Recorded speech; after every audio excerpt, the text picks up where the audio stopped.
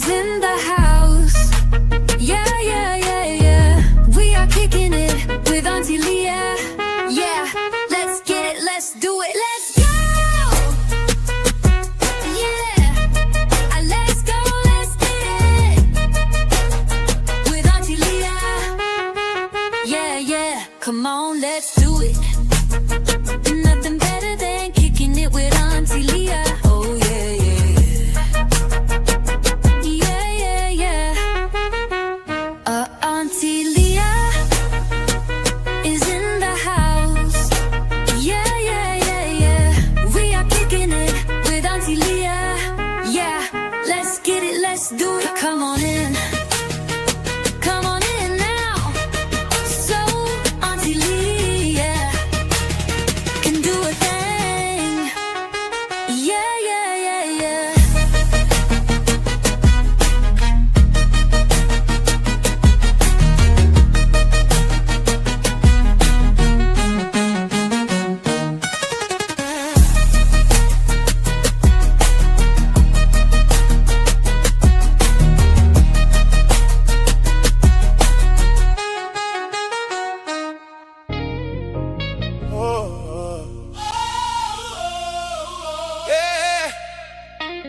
Salute!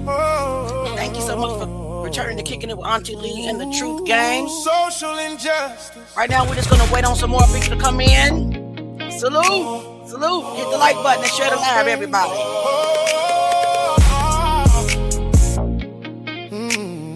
Just waiting on some family members to get here. Mama cried when the sirens came.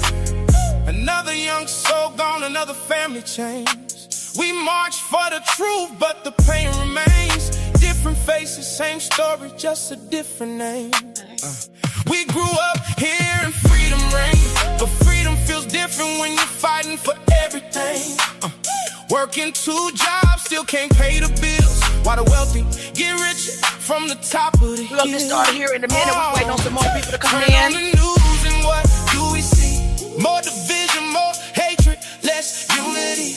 They tell us be patient, wait our turn. But how many generations gotta live and learn? Oh, we've been knocked down, pushed aside, told to be silent when our people cry. We're just waiting on some more people to There's a get here. fire that they can't control. A strength is buried deep within our soul. My people, hold your head up high. Don't let this world convince you not to try. Hey, Mary, thank you so much for being here, baby. Oh, we'll keep standing. We're just waiting on some more of the Truth Gang to come in, y'all. Sometimes they slow. They can close doors, but they can't stop what we're fighting for. We are the voice, we are the light. And together we'll keep up this fight. Just got about 1 more minute. Children growing up without a chance, caught in a system that won't advance. Schools underfunded, dreams put Thank on you for hold. everybody Our who promises decided to fade stop and stories by. We grow old. appreciate Mothers praying every night that the babies make it home alright. Fathers working till their hands are worn, trying to get their families a better morn. Still we rise when they expect us to fall. Still we answer when our people call. I just want to thank everybody that's in the back. Thank you so much for being here. Hit the like button and share the live. They tell us it's the reason to pass, but the scars of yesterday still last. Red lines drawn through neighborhoods, broken promises dressed up as good. We watch dreams get pushed aside, watch too many mothers cry, watch too many candles burn, while the world keeps taking turns. Salute everybody. All the people in the back. Dark nights and harder days, they carry faith and hope within, and that's the reason we're still here. So teach the children who they are, not what the doubters say they are. Kings and queens with purpose inside, born with dignity, born with pride. I see the pain, I see the tears. We see the pain, we see the tears all over the years. Thank you guys for coming back to Kicking It with Auntie Leah and the Truth Gang. You know, tonight we're going to continue our fight for justice for all of the people that have lost their lives to senseless crimes and have not received justice. That's what the Truth Gang is about. Right now, we're going to start out. I do have breaking news, and breaking news is that when it comes to the Nolan Wells case, Jackson County decided that they were not going to release the autopsy results until after the grand jury reviews the evidence. I don't understand that. I don't think that I've ever heard that before. Guys, have you ever heard of a county refusing to release the autopsy until after a grant? Something's going on, right? In my opinion, this is odd. I don't know what it is. I don't know what it is, but something is definitely odd about this situation. Let's do some roll call. Like I said, thank you for everybody in the back that's decided not to participate in the chat. We appreciate you being here. If you can please hit the like button and share the live so that more people will know that we are here and we are still fighting for truth, and we will not stop calling Nolan's name, and we will not stop calling Carmelo's name, and we will not stop calling Kendrick Johnson's name, okay? Because we are witnessing another alleged cover-up, right? I mean, withholding organs from the second autopsy. Listen, the Kendrick's autopsy, the organs were mysteriously lost. So they just withheld the whole viscera. You spell it V-I-S-C-E-R. Auntie don't know how to say some words. I got a speech impediment. It is what it is. Don't give a shit what nobody say. But anyway, we're here to talk about it. And we're here to keep pressure on their necks. We cannot let up. We cannot let up. No matter who gets in our comments, no matter who comes at us sideways, no matter what, keep screaming their names. All right, so Nancy's getting ready to start in a few minutes. So let me see who's in the comments. We got Cleo. We got Mary A. We got Del Maria. Hey, salute. And we got Yo Mocha. Thank you for all of my moderators that are in the building that are waiting, just waiting for y'all to get out of pocket. Just waiting. So I'm going to go ahead and share the screen so that we can start with Nancy's video. I'm going to turn down the music, of course, so that we can hear. And again, guys, thank you so much for being here. I really appreciate you every day. Everyone that shows up for the Truth Gang every day, every member, every new member, every silenced member, you matter in this fight. Now, and I hope that you begin to conversate with us because we want to know your thoughts, right? Hey, Tangi, thank you so much for being here. So we got our 3 moderators in here. So please do me a favor, trolls, don't get out of pocket, because we will time you out without hesitation. And I'm asking the ones that support the cause, please watch how you form your comments. We don't want to throw anybody out that is not really throwing slick shots. Sometimes you get confused. So I will ask for forgiveness up front. While we are waiting on Nancy to start, I am going to ask everyone to please hit the like button. Hitting the like button allows the algorithm to pick up our show, and it pushes it out so other people are able to find us. And we want people to be more present in this fight and become a part of, the family, because our setting is for family. It's like a family, and we welcome each and every one of you. And if you're a troll, you can voice your opinion as long as you stay respectful, okay? It's the disrespect that gets you kicked out of here, okay? So let's get our drinks together. Sit back, kick your shoes off, get your popcorn or whatever that you need, your notes, whatever that you need to be comfortable in this setting. Grab it and let's get right into it. We are just waiting on Nancy to start, and she should be starting right about now. Thank you so much for being here, Tessica.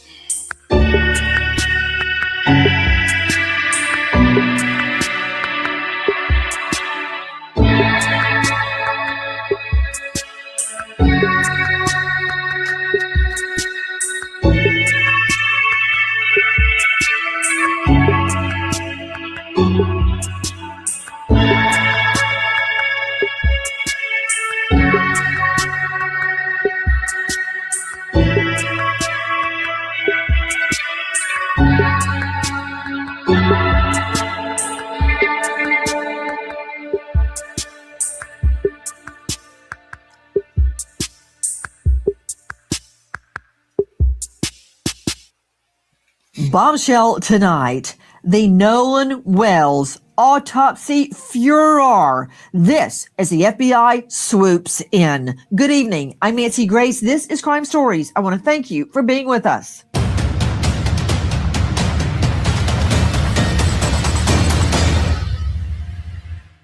I find it very difficult to believe that not one, but two medical examiners cannot figure out why he had deep red subcutaneous markings.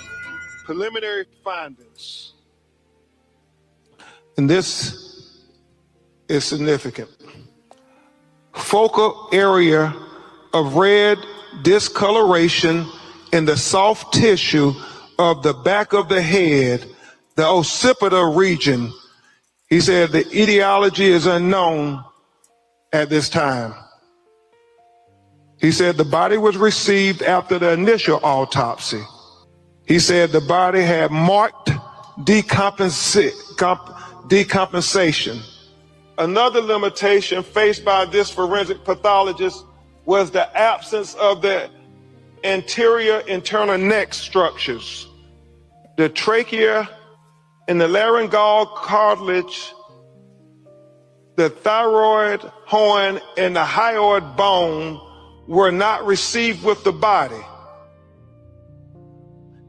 So he's saying that the throat was not received with the body when he got Nolan Wells' body in Washington, D.C. to perform the second autopsy. The only question that we have is what happened to our son. That is the only question. We have consistently been degraded by the public. There's been questions about our parenting, our GoFundMe, this, that, and other. I've been called a racist. I am a healthcare provider, and I take my job very seriously. I love everyone. And it's been difficult for us, but we are leaning into our faith, leaning into one another, also leaning into all of you. You were seeing family attorney Ben Crump, followed by Nolan Wells' mother, speaking. Dear Lord in heaven, what is wrong with people? If this were your child, wouldn't you want to know what happened? He goes out with friends. They all come back. He's dead. I don't understand the hate directed toward Nolan's family and to everyone looking for answers. At this hour, I don't think anyone is guilty, but I do know that there is a conflict in the stories, and we are not stopping until we know what happened to Nolan Wells. So you can send all the hate and vitriol you want. Have at it. That from our friends over at NAACP. Straight out to Joseph Scott Morgan. We got an all-star panel lined up to analyze what's happening at this hour. As we are learning, the FBI has swooped into this investigation. And that is not disparaging local law enforcement, although they did apparently jump the gun at the get-go and say no foul play suspected. Well, I suspect foul play because I don't know any differently. Maybe it will turn out to all be an accident. But as of right now, we need a full-on investigation. Joe Scott Morgan, before I give you a very, very long intro bio, where's the throat? I know we have deep red markings on the occipital bone that's in the back of the... thank you. This is directly from the autopsy. We want you to see what the family has seen. Don't you think, Joe Scott Morgan, that the second medical examiner might need the throat to figure out what happened? I mean, Joe Scott, it's on fire, claims that Nolan Wells had been lynched, that he had been strangled, asphyxiated. Do I believe a lynching occurred? No, I do not believe that. but I do know I need to see the neck. Yeah, and let me tell you where the neck is. Or the organs of the neck, as it's referred to. These neck structures are actually being held by the Mississippi State Medical Examiner's Office, and they don't just arbitrarily hold things like this, Nancy. This is something that would commonly go with the body when the body is released. So I deduce the fact that they have seen something there that they're trying to hold on to from an evidentiary value. Remember, the state still has an ongoing investigation in this case, and they see evidentiary value in this. And yes, I know that the second autopsy prosector up in D.C. would have liked to have seen this, but he understands this, why they would retain it. And it is being retained, I can promise you that, as are other tissue samples. But the problem is that when you get into these structures in the neck, one of the things you're trying to assess is, was this a drowning? Also, is there any kind of trauma? If people will just put their hands right here in the midline of your neck, you'll feel that kind of cartilaginous body there. That's cartilage, right? That can be fractured. Need I remind you, Epstein, right? So you have to examine this. Also, here's our word, Nancy. They're talking about the hyoid is missing as well. So they don't have that. Show They've me retained. Joe Scott Morgan, because show me Joe Scott. You and I, hyoid, we know what it is because you and I have handled a ton of asphyxiation, ligature, manuals, strangulations, you name it. Hyoid, explain. So delicate. Yes. Yeah, and it's very, very far up the neck, Nancy. And one of the things that happens is that with the hyoid, it's generally only traumatized as a result of direct pressure that's generally applied by a throttling event or a C-clamp like this, throttling meaning like this, so manual strangulation. And an outlier here is ligature strangulation, but primarily hands-on. So they're looking for little fractures in here all along the way. So that has to be dissected, along with there's a couple of other structures that you look at as well. They've held on to this for some reason. I don't have the answer for that, but I can tell you it's being preserved. I don't know if they're getting further consultation on their end. That is the state. And I'm sure that... Yeah. Stop. Joe Scott, you're Yes, giving ma'am. me so much information. Let me tell everybody, if they don't know who you are, why you're here tonight. Okay. Joe Scott Morgan is a death investigator. He has investigated over 10,000 death scenes of all natures. You've only got a few choices. You've got homicide, suicide, accident, natural causes like a heart attack, and unexplained. Tonight, we've got 2 unexplained medical examiner's reports. Yeah. Why? We don't have the lungs in a potential drowning case. Why? We don't have the neck in a potentially, as you said, throttling case. Why? Yeah. Those are the 2 main things I want to see. Joe Scott Morgan, professor of forensics, Jacksonville State University, with a world-class criminal procedure department. I've toured it myself. He's the author of Blood Beneath My Feet on Amazon, and he is the star of a hit podcast, Body Bags with Joe Scott Morgan, and so much more, but that would take the whole program. Joe Scott, really? With allegations floating, very incendiary allegations of lynchings, of throttlings, of ligatures. The main thing I want to see, the lungs and the neck, and they're both missing. I have a problem. Well, I don't know that the lungs are necessarily missing. Let me tell you how this works. They have done sections of the lungs at the ME's office in Mississippi. Now, the one thing that is included in this report relative to the second autopsy that's been released is that the doctor here, who is a fantastic doctor, highly credentialed, knows what he is doing, former chief medical examiner for DC, he is stating that he has taken tissue samples. He repeats this over and over again in the report. He submitted this for his own histology. Why is that important? Well, if you get into the lungs, that lung tissue, and he can identify it even in it, I'm going to be real graphic here, it arrived in a bag, okay? So he would have to pick through this, find lung tissue in there, and then sample that. And he's going to be looking microscopically for signs of drowning there, and he'll make his own assessment.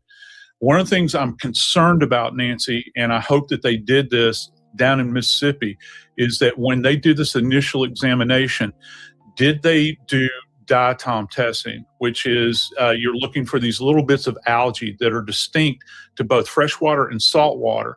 And if you find that within the system, that's also an indication that the individual may have been submerged and taken on water. So right now we've got a lot of questions, but as the second doctor says, this is all still pending investigation. I'm trying to digest and make sense of everything Joe Scott Morgan just told me. But what I know is that I don't have the lungs and a potential drowning, and I don't have the neck and a potential throttling, as he called it. And again, Joe Scott, we don't have evidence of any strangulation, be it manual or ligature, except that deep red discoloration. And I read in the autopsy report, it was about 12 by 8. How can that be? Explain to me what they're talking about. Yeah, can we please put that drawing up that the doc rendered there? You know something interesting about that mark, Nancy? This thing has got kind of, as he has drawn it out here, that red indication that he's done with a pen on this anatomical diagram, Nancy, that's got what is referred to as kind of specific margins, doesn't it? It almost appears as though there is a pattern there, and it extends. If folks at home will take their hand and put it on that kind of bony prominence in the back of your head, that's called your occiput. Okay, that's where the occipital bone is. So it looks like it's just beneath there. So right along that edge, this thing's got margins. It almost looks like it could potentially have a pattern, hard to say, but do you see how he has it drawn out there? It's almost like a rectangular shape.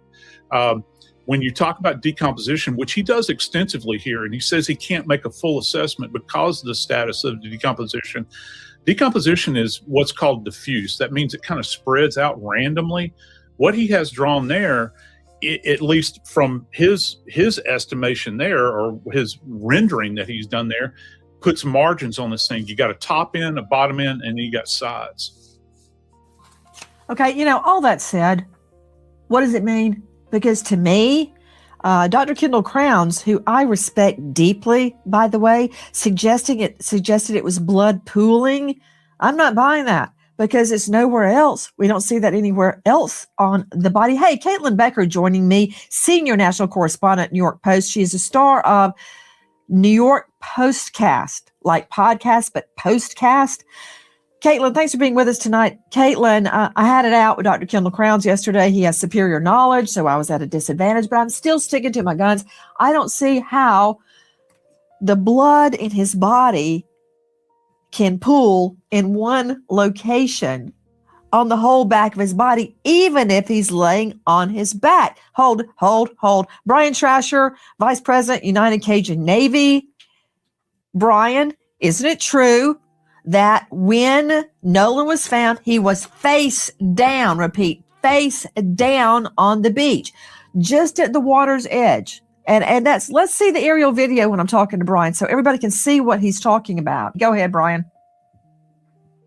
Yes, ma'am. He was face down on the beach right at the water's edge. I'm not sure if he was spotted still floating and they brought him in, or if he washed up right there, but I can only describe where I saw him as we flew over the island. Brian Trasher, based on the photo that I received from an undisclosed source, he was face down, almost as if he were asleep, with one leg slightly out to the side. Okay. Face down. Do you agree with that, Brian? Yes, ma'am. That's correct. Okay. Back to Caitlin Becker, senior national correspondent, New York Post, star of New York Postcast. Caitlin, what can you tell me about claims that his body was sent to the second autopsy, the independent autopsy, face down? There seems to be a lot of questions about how Nolan's body was received, found, sent. If he was sent face down, that also doesn't make sense to me for the claim that it would be blood pooling in the back of his head, because if he's face down, wouldn't blood pool just by nature of gravity this way if he was found face down? It just doesn't make a lot of sense. But as I was listening to you and Joseph Scott Morgan talk, I mean, I don't know the terrain here, but if they're keeping the throat for a potential throttling, and you see this mark on the back of the head, if you're thinking in terms of someone's head pressed up against it, if there's something behind my head and you're pressing me this way, but by not knowing the manner or cause of death, we're kind of jumping to a conclusion there. So it just seems like every single layer, there is more questions than answers. And the mark on the back of the head, and not seeing in the autopsy report that there were really marks or signs of trauma anywhere else, was really particularly curious. I mean, why just there? What caused it? And we don't really have those answers about whether or not there was significant trauma to the flip of that to the front, because as you said, throat wasn't sent for the second autopsy. So back to you, Joe Scott Morgan. I'm going to bring in the rest of the panel in just one moment. Joe Scott, how could the deep reddened markings at the back of the head, the occipital, how could that come from the blood sinking down post-mortem? It just, first he was face down, so it would sink to the blood would go to his face. That was would be the lowest point. But after that, after he's dead for a period of days, I don't see how the blood could then continue to pool in a different direction. And we are getting reports that he was sent to the second autopsy face down. I find that hard to believe, but that's according to reports.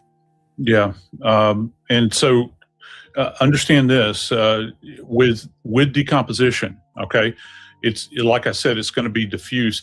And this second autopsy, I don't know if people are aware of this, but you can read through the report itself, and it's very, it's very, very graphic in the sense that this doctor that did this case, that did the follow-up, he did such an extensive dissection here. I'm talking about stuff that we don't normally do at autopsy. He's done the back, he's done the buttocks, he's done the backs of the legs, the arms, the hands, even the back of the head. He took this even further than the people in Mississippi did. And this is something that we normally do, so folks understand, this is something we normally do with an in custody death, all right? With where it is this extensive, and he doesn't see anything from a hemorrhagic standpoint like direct trauma. The big question is this pattern on the back of his head, and I'm calling it a pattern because the way he's demonstrated this with his diagram on the back of this thing. And he doesn't go into great detail about that in the autopsy report. So how did it get there? What I want to know is all these witnesses are right there. Brian Trasher, don't, like planes, have a tail number? Can't you identify who these boats are by their markings, by their numbers, by their identification? They've got names written on the side. They've got tail numbers, so to speak. Have all of these people been brought in? I mean, tell me how to identify a boat and how to locate the driver and bring them in for questioning about what happened that day. Because listen, Brian, the friends say we left him with Katie. Katie apparently has been found and says, no, he left with his friends. Okay, right there, I've got a problem. How did everybody leave Gilligan on the island waving, hey, I'm here, and they all left him? I find that hard to believe. I've got to find out what precipitated him going into the water and how that fits in with the marking on the back of his neck. Do you see where I'm going, Trasher? Absolutely. And yes, to answer your first question, some of these boats, just by the names, people that name the boats, and if you can detect registration numbers, if it's registered in the state of Mississippi, that's easy to find. I'm told that over 60 people have been interviewed by law enforcement. I don't know who they are or how they were brought in, but there was a lot of interviews that have been conducted, and I'm assuming there's going to be more. With regards to, what happened, that's always been the question. That's why his parents want to know. There's this just absolute black hole from about 4:30 p.m. on July 4th until he washed up Monday morning, where nobody seems to know anything. Nobody seems to have seen anything. There's conflicting stories, as you pointed out, from his friends and people that saw him that day about who he was supposed to leave with. Did he want to stay back? All that. it's all hearsay. It's all secondhand. And so, yeah, there is a massive hole in the story. And that's why this has gotten national attention that it's gotten. As far as the markings on his head, I mean, I was told by some of the people who recovered the body that it was obvious he had come in contact with marine life while he was in the water. I'm not sure if that's possible explanation of those markings. I'm just telling you what I thought, so experts can weigh in on it.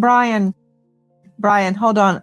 Joe Scott, I'm going to try to get a quick answer from you on that because it's valid. What Trasher just said is valid because if his body had been attacked by marine life, fish, turtles, whatever, that would be all over the body. What we're talking about is deep reddening of tissue, subcutaneous tissue on the back of the head, unlike the rest of the body.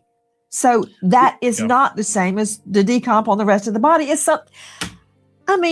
is it so hard for everybody to get? We've got a problem with the back of the head. It's marked unlike any other part of his body. And you said something very significant, Joe Scott Morgan, that the original medical examiner kept the throat for a reason.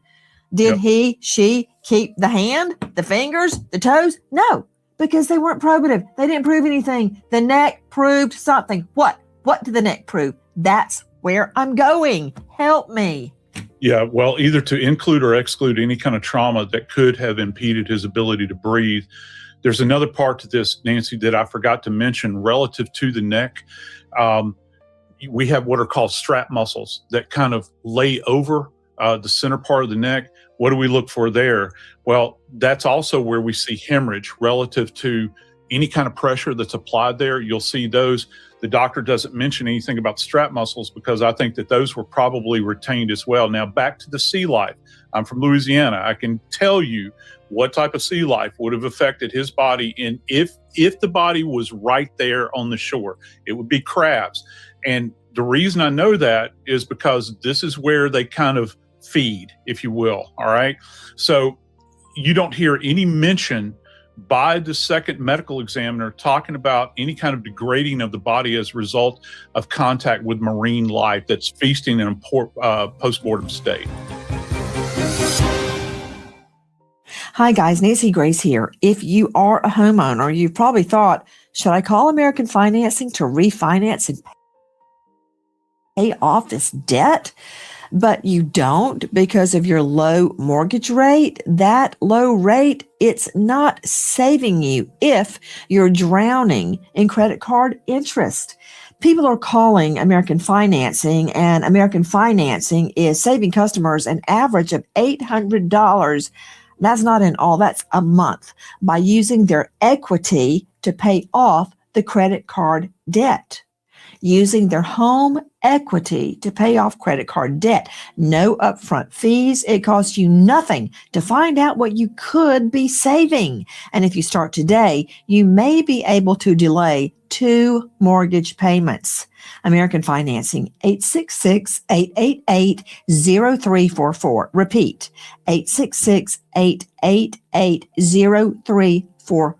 Or just go online to americanfinancing.net/Nancy. Disclaimer, NMLS 182334, NMLSconsumeraccess.org, APR for rates in the 5S start at 6.327% for well-qualified borrowers.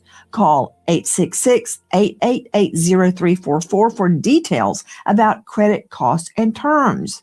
Go to http://www.americanfinancing.net/Nancy. Average savings are based on borrowers who save over $199.99. And good luck. We had roughly 20 to 30 people coming on 3 separate boats with us. And so we were all following each other out there as one big group. It wasn't just me and Nolan and a couple other of my buddies. There was 20 or 30 people spread out where we all met at the dock before, and then we departed to go to Horn Island. It wasn't just a couple of us. I mean, there were so many people, we had to split up between 3 boats, and we all left and all got there at the same time. And that is from our friends over at the Officer Tatum show. And that is Warren Hudson's an acquaintance of Nolan Wells. He was in the Horn Island group. Are you hearing what I'm hearing, Josh Colesrud? I mean, I don't know if this happened to you in law school, but it makes you think differently. Out of that whole thing, I heard this: 20 to 30 witnesses. 20 to 30 witnesses? Josh Colesrud, veteran trial lawyer, criminal defense attorney, former assistant U.S. attorney, founder Colesrud Law Offices, and star of podcast No Contest at colesrudlawoffices.com. 20, 30 witnesses. That's what I just heard. Absolutely. This is going to be a huge investigation. It already is. One of the questions that I've seen online about the friends is that, why did they leave him? But let me ask you something hard, those that are saying that, look what we're talking about. We're not talking about hardened men. These are teenagers, they're kids, they're 18, 19 years old on the water on the 4th of July. And, what happens when a teenager experiences something traumatic? They freeze, they panic, they go numb. Sometimes they cry, sometimes they don't. But, what they're not experts at, like, dredging the waterways. And, I know that the family wants answers from the friends, and I get that. And, one of the family members said, are they getting their lies straight? When they went back to the mainland and called for a cab. But, we don't know what happened yet. And one of the things that I'm really looking forward to seeing is the data from the cell phones, right? Because that'll tell us exactly where everybody was at what point in time, and including, hopefully, the victim. Now, that's another question. How did they obtain the victim's phone? Well, it was in one of the hands of his friends. So how did that come there? So there are a lot of answers, a lot of questions here, Nancy, that we need answers to.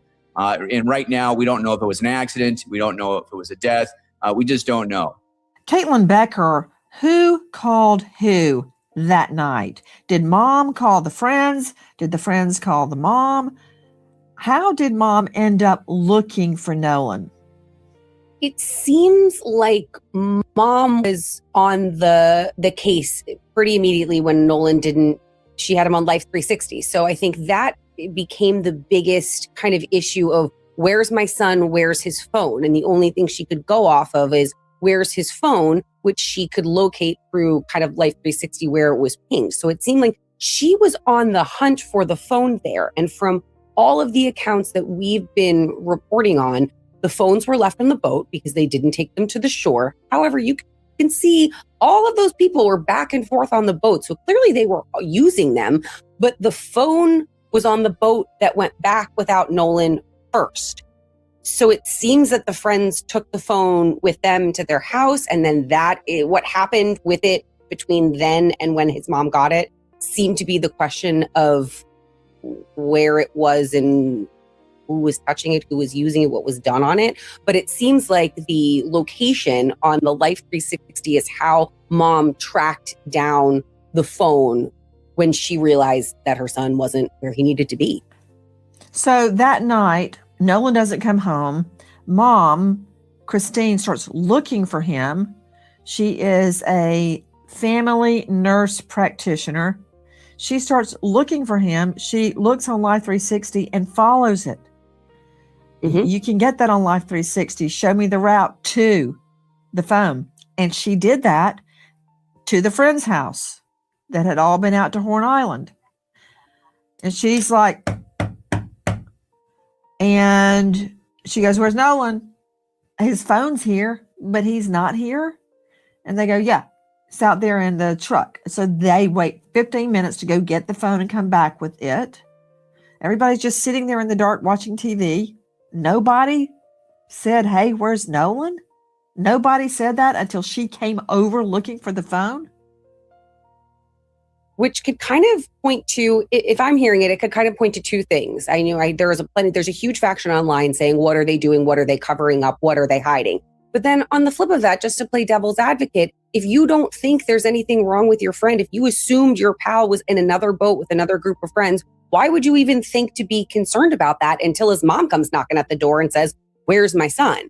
So, I mean, like, the teen behavior, it reminds me so much of the teen or the young people in the Idaho murder case, just looking at them to be like, wow, why are they not reacting the way you would think someone would react in a situation like this?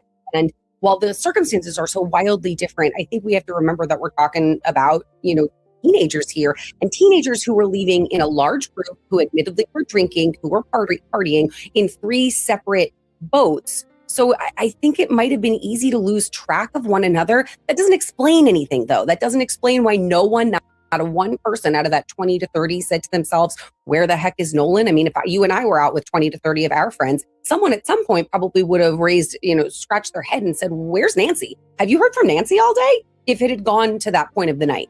I assume his phone had a password. There are certain things that you need the password to do, such as delete activity. But if you don't have a password and you pick up your phone, if you're touching the screen, that leaves a trace. If you're trying to power it off, that leaves a trace. So we should be able to see people without a password trying to actively interact with that phone, as well as someone that has it. So we would do a forensic acquisition, and that's really important here. Someone just looking in the phone, you can get a glimpse, but you can't see what's deleted and hiding below the surface. We need a forensic acquisition to do that. We can tell if it was just soft deleted, so like sitting in a trash can, or a hard delete. So if you empty your trash on your phone and then you go and throw it into a dumpster and the trash is taken away, there is a log that tracks everything. Also with timestamps on when that activity occurred. If you get a full file system acquisition, and I realize that's really nerdy, but this is where acquisition and time to evidence matters. Deleted data exists and sits there for a period of time. So time to evidence is everything here. Apple's more forgiving, and you have about 30 days. With Android, you could have just a few days until location artifacts are purged. Hi guys, Nancy Grace here. Please join us on Crime Stories and stream it first on Fox 1. When breaking crime news develops, we investigate it and bring it to you. Bombshell updates, answers to unanswered questions from cases. Okay, guys, so what do you all think so far? I'm going to ask everyone to please disregard and try to ignore the comments. I am doing my best to try to get them out of here. I am going to ask everyone to also please stay respectful in the comments. And while we are waiting on Nancy to come back, please hit the like button for us. We all have different opinions. That's fine. But let's stay respectful. We're back. Fox 1. I hope to see you there, and thank you, friend. To Dave Mack, I want to, before we launch into the phone tracking and the phone investigation, I want to clarify something. I understood that Warren Hudson, one of Nolan's friends, called the mom around 11:07 telling her Nolan was missing. Now, which is it? Did the mom call the friends or follow the Live 360? Or did the friend, Warren Hudson, call the mom? Christine Wansley, Nolan's mother, says she received a phone call from Warren Hudson. Now, she identified him by first name during one of the press conferences and interviews, okay? Now, she has not disclosed what the entire details of that call were, but we know that right after that conversation from Warren calling Christine, that Christine contacted a friend who had 2 sons who had also been with Nolan to ask if they had seen him. It was after that call that the family began checking Nolan's location through Life 360 and Snapchat, and that's where we end up with the discrepancy of locations.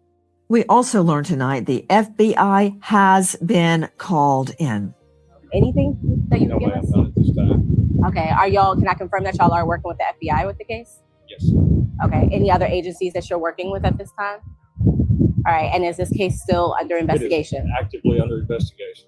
Okay, so I was told by the district attorney everything is going through her office at this time. And everything else should be referenced to the district attorney's office. Okay.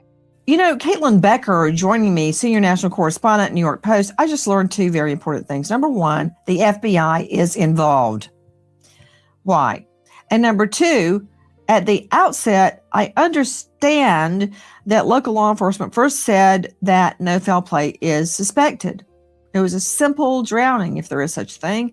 But now the FBI is in and everything's being referred to the district attorney. Is that correct? From what we understand, our reporting says the exact same thing, that the district attorney is dealing with everything. This is going to go to a grand jury, which we understand is very typical, especially in this area. I think it's typical pretty much everywhere. If you have a suspicious unnatural death, that something would go to a grand jury.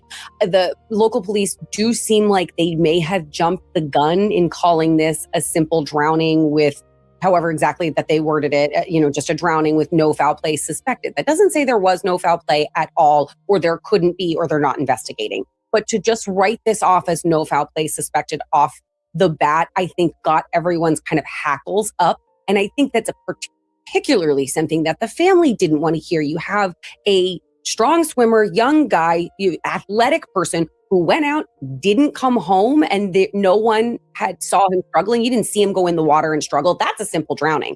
We saw someone go in, we tried to help, they drowned. That to me is a case closed, simple drowning. But now the feds are involved and the FBI is involved, perhaps because there is more to it than it seems. Right. Josh Colesrud, I got a question for you. The FBI is now part of this investigation. That is significant. The FBI is only brought in under certain circumstances. That is within the state jurisdiction. And this thing has mushroomed from no foul play suspected to the DA is handling all of this. And I'd like to point out that the sheriff was not responding. Well, guess what, everybody? When I would be besieged by reporters when I was prosecuting case, you're not at liberty to comment on an ongoing investigation as much as we on the outside looking in feel stymied. I'm surprised the law enforcement officer even stopped to talk to the journalist, WDSU, because they shouldn't be revealing evidence. So don't make it look like he's hiding in his office. He should not be revealing evidence. That said, address. This is now at the district attorney level and the FBI is in. That's what I need you for, Colesrud. Yeah, so great question. So let's separate the two. The district attorney works for the state. The FBI works for the U.S. Attorney's Office. Now, just because there's a homicide does not make this a federal case. So ask yourselves, why would the FBI be here? Well, there's two possible reasons. Number one, we know that the family has hired a very prominent civil rights attorney, and there might be a civil rights component here. And civil rights always includes the federal government. So if, for example, there is an allegation that the local law enforcement didn't do something, or there's a racial component to them not doing something, that of course can bring in the U.S. Attorney's Office.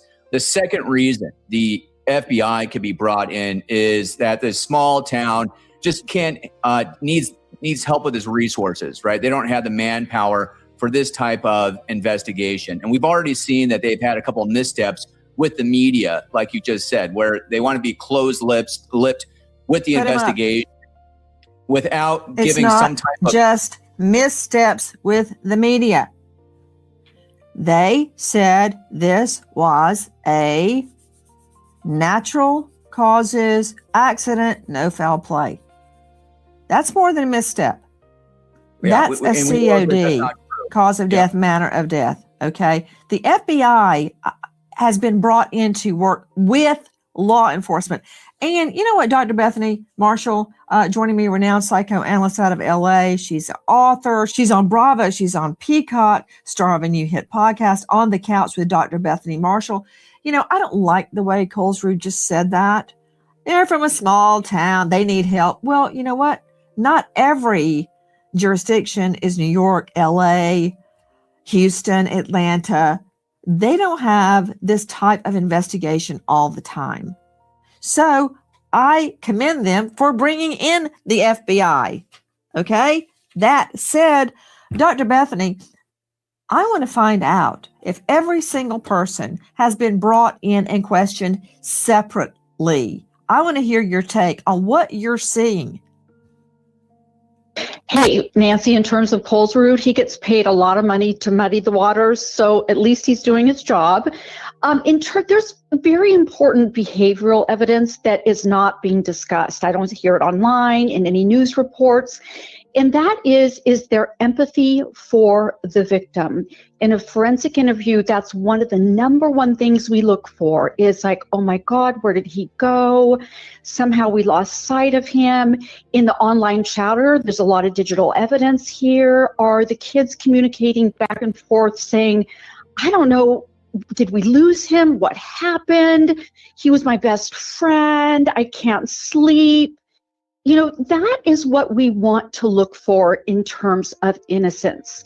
In terms of guilt, what we would look for is lack of empathy towards the victim. Like, he was always drinking too much. It's his fault he didn't get on the boat. We never liked him anyway. Attempts to rationalize, attempts to form a cohesive story amongst co-conspirators. That is going to come out in the digital evidence because at this point, I'm sure the investigators have separated every possible perpetrator. Joe Scott, also missing in addition to the neck are the lungs. Don't you think that would be an important aspect of a potential drowning case? Yeah, it is. And just so that we understand, those lungs have been dissected. So there was an organ bag that came with the body to DC. The attending that the family retained actually did histo samples from all of the tissues there. He even states that in his report. Now, I think that what he is saying and what you have to understand, there's no way after following an autopsy, an initial autopsy, that you can see the lungs intact. They have to be dissected. They've been previously dissected. Those lungs probably accompanied the body in that bag, unless, of course, they've retained the lungs as well. And that remains to be seen at this point. Dave Mack joining us, Crime Stories investigative reporter. Can you shed any light on it, Dave? See, what we're seeing is that Dr. Roger Mitchell, who was the independent pathologist doing the second autopsy on Nolan, reported that he did not have access to the lungs or airway structures when conducting the family requested independent autopsy. The lungs, the neck, very disturbing. They are critical. They've got to be analyzed by the independent medical examiner. And that's not saying the first medical examiner was wrong, but that's going to hold the key to the cause and manner of death, I believe. And back to you, Brian Trasher. What can you tell me about an offer to the family regarding cadaver dogs? Yeah, so, obviously the online chatter started right away. People were coming up with all kind of bizarre theories about how he was, he came back to the island, they took him back out there and dumped him, all this kind of stuff. So we just said, hey, one of our top, canine teams happens to be in Jackson County, Mississippi. Jackson County Canine is their name. I said, we'll be happy to have these cadaver dogs go over and inspect the boat. And we told this to Crump's legal team. And so we'll have them go inspect the boat and they'll be able to tell if there's decomp on that boat. And they said, oh, well, we heard they cleaned the boat. I said, no, there's only one chemical that you could possibly get rid of decomp with. And I guarantee these people don't know what it is. So there's no way they could be a month later, these dogs would be able to smell the decomp. And they would also have Nolan sent, if he was on the boat alive, they would also know if there was a dead body on that boat. And they declined. They said, nah, we don't think so. So I'm not sure why they didn't want to dispel that right away. We would have known right away if the dead body had been on that boat. Okay, Crump. Why aren't you allowing the cadaver dog team onto that boat? We need to know. Brian Trasher, you made it sound very mysterious. What is the solution used to get rid of human decomposition? I'm not going to say that on the air. There might be somebody watching that's trying to hide a dead body as we speak, but people can do. Are you referring to muriatic acid? No, it's a specific kind of product that's on the market that is used. Matter of fact, some of our team just went through a training in Texas, and one of the things they did was show them how to clean out a vehicle or something that had decomp on it with this particular solution. And they would have had to take screws off, and they would have to be very detailed if they were trying to hide something. So there's virtually no way that the dogs would not have picked this up. Did they give any explanation as to why they didn't want the cadaver dogs on the boat? There could be an explanation. Did they give one? Not to us, they didn't. No, we just assumed that that it. Again, I'm speculating, but if we would have known right away that there was no dead body on that boat, it might have defeated some narratives that were being pushed out there at the time. You're on cross-examination. Who is our next sponsor? Well, here is a probative clue. Meow. Smalls makes fresh human-grade food designed for cats to thrive, while Big Pet Food uses cheap filler. Smalls features 80% animal protein and zero artificial junk. 88% of cat parents report better digestion, softer fur, and more energy for their cats to play. It's a healthy investment your cat will love. If you want to invest in your cat's health, Smalls is giving you 60% off your cat's first order. 60% off plus free shipping and free treats for life when you go to smalls.com/Nancy, SMALLS, smalls.com/Nancy. 60% off your first order, free shipping, and free treats for life when you head to smalls.com/Nancy. Thanks, Smalls, and thank you from our cat, Cinnamon. The investigation goes on. And for all of the detractors on either side, we're not stopping. So you're wasting your time. As the case is being built, remember, if you know or think you know anything regarding this case, please dial 228-769-3063. If this were your child, wouldn't you want the answers, even if it brings down the roof of the courthouse? I would. Tonight, we remember an American hero, Sergeant Jeremy Brown, Clark County Sheriff's Washington, shot in the line of duty, leaving behind wife Jill and five.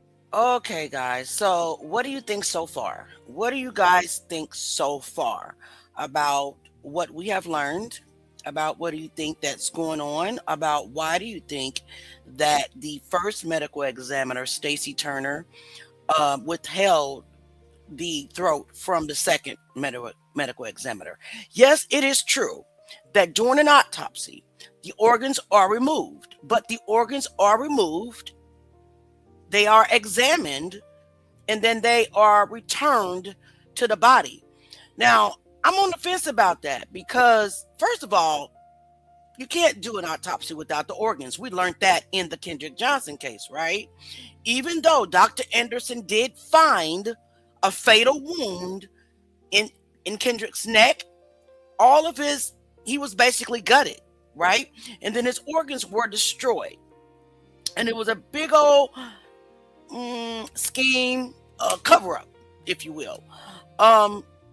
Do you think that Dr. Mitchell will be able to examine the neck? He did deem the second autopsy as undetermined pending investigation. So I'm hoping and praying that the first medical examiner, Stacy Turner, allegedly, will give the remaining part of the organs to Dr. Mitchell so that he can complete a thorough second autopsy. So we've learned tonight that it is normal for the organs to be removed. What's not normal is for them not to be returned. And what's interesting is that they said that they had to retain them, pay attention, for additional testing. So that sounds like to me that it wasn't a simple drowning, right? If it was a simple drowning, why would they have the need or feel the need, pay attention, to do additional testing on the neck? Okay? And then they said that they're not going to reveal the autopsy, the first autopsy, until the grand jury reviews all the information. So maybe, just maybe, that they did find something. And that the reason why they didn't send it for now is because additional testing is needed. Because if it was a simple drowning, and then we're going to watch Warren's second interview, they would not need to do additional testing on that neck. And that's my opinion. It's my opinion. And I know a lot about autopsies.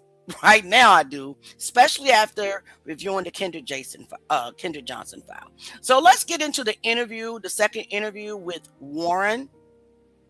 And let's see what he had to say. Okay, the first interview, like everyone is saying, there was no emotion. There was no concern, really. He played this best friend role, yet he admitted he'd never been to his house and never met, his parents, which is quite odd to a lot of us. So let's get into it. Some of the boys that they're accusing wasn't even on the boat that Nolan was on. If I'm sitting waist deep in water and all my friends are, everybody's leaving their phone on a boat. I open the back hatch and there's water up to the batteries. And that is obviously not good. Nolan decided to stay on the island with the girl that he was with. And the girl is a witness to that too. Yeah. All right, we're in Mississippi right now. We're getting ready to recount the exact path that the boys took, also with Nolan Wells, from where they docked the boat at, all the way out to Horn Island and back. The boys are going to explain to me exactly what went on, how many people were there, how many boats were taken out, which I think the world is going to be completely dumbfounded when they realize what the truth really is, because the lies have been pervasive. So we're right here where Nolan left on the boat, and you'll find out how many people were there, how many boats. And then we're going to take that same path out. I'm going to go look at Horn Island and see exactly where they could have been to get a perspective that the media don't even care to try to do. And then we're gonna take the trek back, and we're gonna find out exactly what happened to Nolan. This is the reason why I'm here, man. I want you guys to have a voice. I want you guys to be able to speak out and show what the truth really is, and then let the world decide. I just don't want you guys to end up in a situation where your story never gets heard. Right here is where Nolan and probably 20 other kids got on the boat. So it's not just Nolan and 3 other kids. That was a lie. That was a myth. I'm going to prove that. Right here is where the kids were docking, and we're going to show you a video that coincided. I'm going to walk at the exact angle that the video is being broadcast from, so you know that I'm exactly where I say I am. But the boys were here. Tons of people you'll see on the video is getting onto the boat, and they took 3 boats out. It wasn't just one. It wasn't just Nolan and 4 boys. It was a multitude of people on several different boats. And some of the boys that they're accusing wasn't even on the boat that Nolan was on. But let me show you from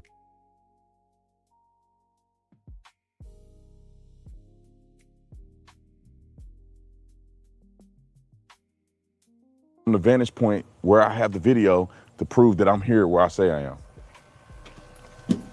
And so right now, here's the angle that you're gonna see on the footage. It's just from probably that boat to, maybe about 30, 40 feet here to the right. And this is where the video is showing how many people were actually out there, actually getting on the boats. So therefore it debunks very clearly that it was only Nolan and 4 boys going out here to Horn Island. I don't think no one ever said that. I don't recall anyone ever saying that it was just Nolan, the 3 to 4 boys. So he's making things up at this point.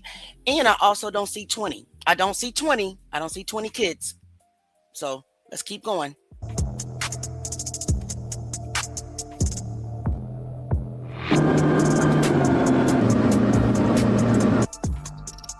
All right, you guys, sorry about the sunglasses. It's very bright out here, and I never wear sunglasses, but we're at Horn Island, and almost the exact same position where the boys were, where Nolan was. So if you look out right here, just so you guys can get a perspective, you have the Horn Island here, but I want you guys to put this in your mind, what this was like on that day. You have boats 2, 3, 4 deep, from way down there where you can see all the way through here. You have thousands of people on this island, probably 2,000 people. So this wasn't some abandoned, secluded island where nobody's at. Obviously this is a Monday and there's a few people on the backside of the island, not a lot of people here. But on 4th of July, this is a celebration. I call bullshit. And so this wasn't a small place where 4 boys took their black friend and dropped him off and never seen him again. This place was flooded with people. Tons of people, multiple boats, multiple friend groups. I mean, everybody's here having a good time. And then the boat gets towed out because it was getting ready to sink. And so, and from what I was told. So guys, I got a question because there's two stories. They say that the boat was towed out, but it also has been said that the tow company was called, but they never went out because the boat was repaired. Let me know what you think in the comments. I got two stories going on. They told Nolan, get on the boat, man. Get on the boat. Get on the freaking boat. And he decided, because he's an adult, that he was going to stay behind. And all the boys that they've been accusing, and they saying it had something to do with his death, they were all gone at 4:30. Why? They were all gone. And they told Nolan to get on the boat. He didn't. And then there was a report of somebody seeing Nolan around 6:30-ish. And so for them to come out and claim these lies, won't take the time to come to Horn Island, won't take the trip out here to figure out what happened, won't talk to anybody, pushing an agenda is wrong. And that's the reason why I came out here. I wanted to see for myself, what did this look like? What could have happened? You know, does the stories line up based on what I've seen and what I've heard from people that live here that were involved in this situation? This is where the lie started. People were putting out on social media, knowing that they're lying, that this is what it was like on a day that Nolan and his friends came out here to Horn Island. And if it was 4 or 5 people and they came out here and Nolan was with them and maybe it was a few people out here like it is today and Nolan came up missing, then maybe it would be suspicious. But they didn't take the time to give context to the people because they're evil and they're liars. So if it was like that right now, when the situation happened, I could see how people had a concern. But you got to replay this moment with thousands of people here. If anything would have happened directly involving Nolan and his friends, you can't tell me that thousands of people wouldn't have seen anything happen. And so that's pretty much why I wanted to come here and show you guys. This is what they want you to believe it was like on that day, which is a lie. They want you to believe they came to a secluded island, just 4 of them, and then Nolan is left behind, and then his body's washed up on shore, and nobody knows what happened. Nobody could have seen what happened but the boys. It's a flat out lie. So why isn't Warren talking? Is there anything that you want to say, you want people to know about this whole experience? Yeah, I mean, from someone, if someone's not from here, it's kind of hard to understand, you know, where the island drops off and how the island works. But, you know, there's plenty of people out here, especially on the 4th of July, you know, this is where people come out to celebrate.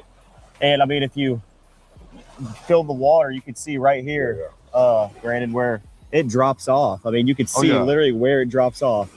So, I mean, it goes from about waist deep water right there to neck deep. And then it drops from neck deep all the way to like 17, 20 foot. I mean, we weren't even a quarter mile out the island and when we were leaving, and I mean, it was 30 foot of water. Yeah. But I mean, if we're walking towards the east right now, but if you walk down to the west, that's where the west tip of the island is. And that's where the current picks up very, very bad. People talk about the phone situation. I want to, because the way you articulate it, I just walked in the water with my pants. They're wet. And you can tell right away that if you're hanging out in the water. Okay, so before Uncle Tatum starts his bullshit, let's make let's be clear. We have photos of the water that day. Some of it was waist deep and the highest was chest deep. Let's be clear. Now he's getting ready to gaslight us. All right.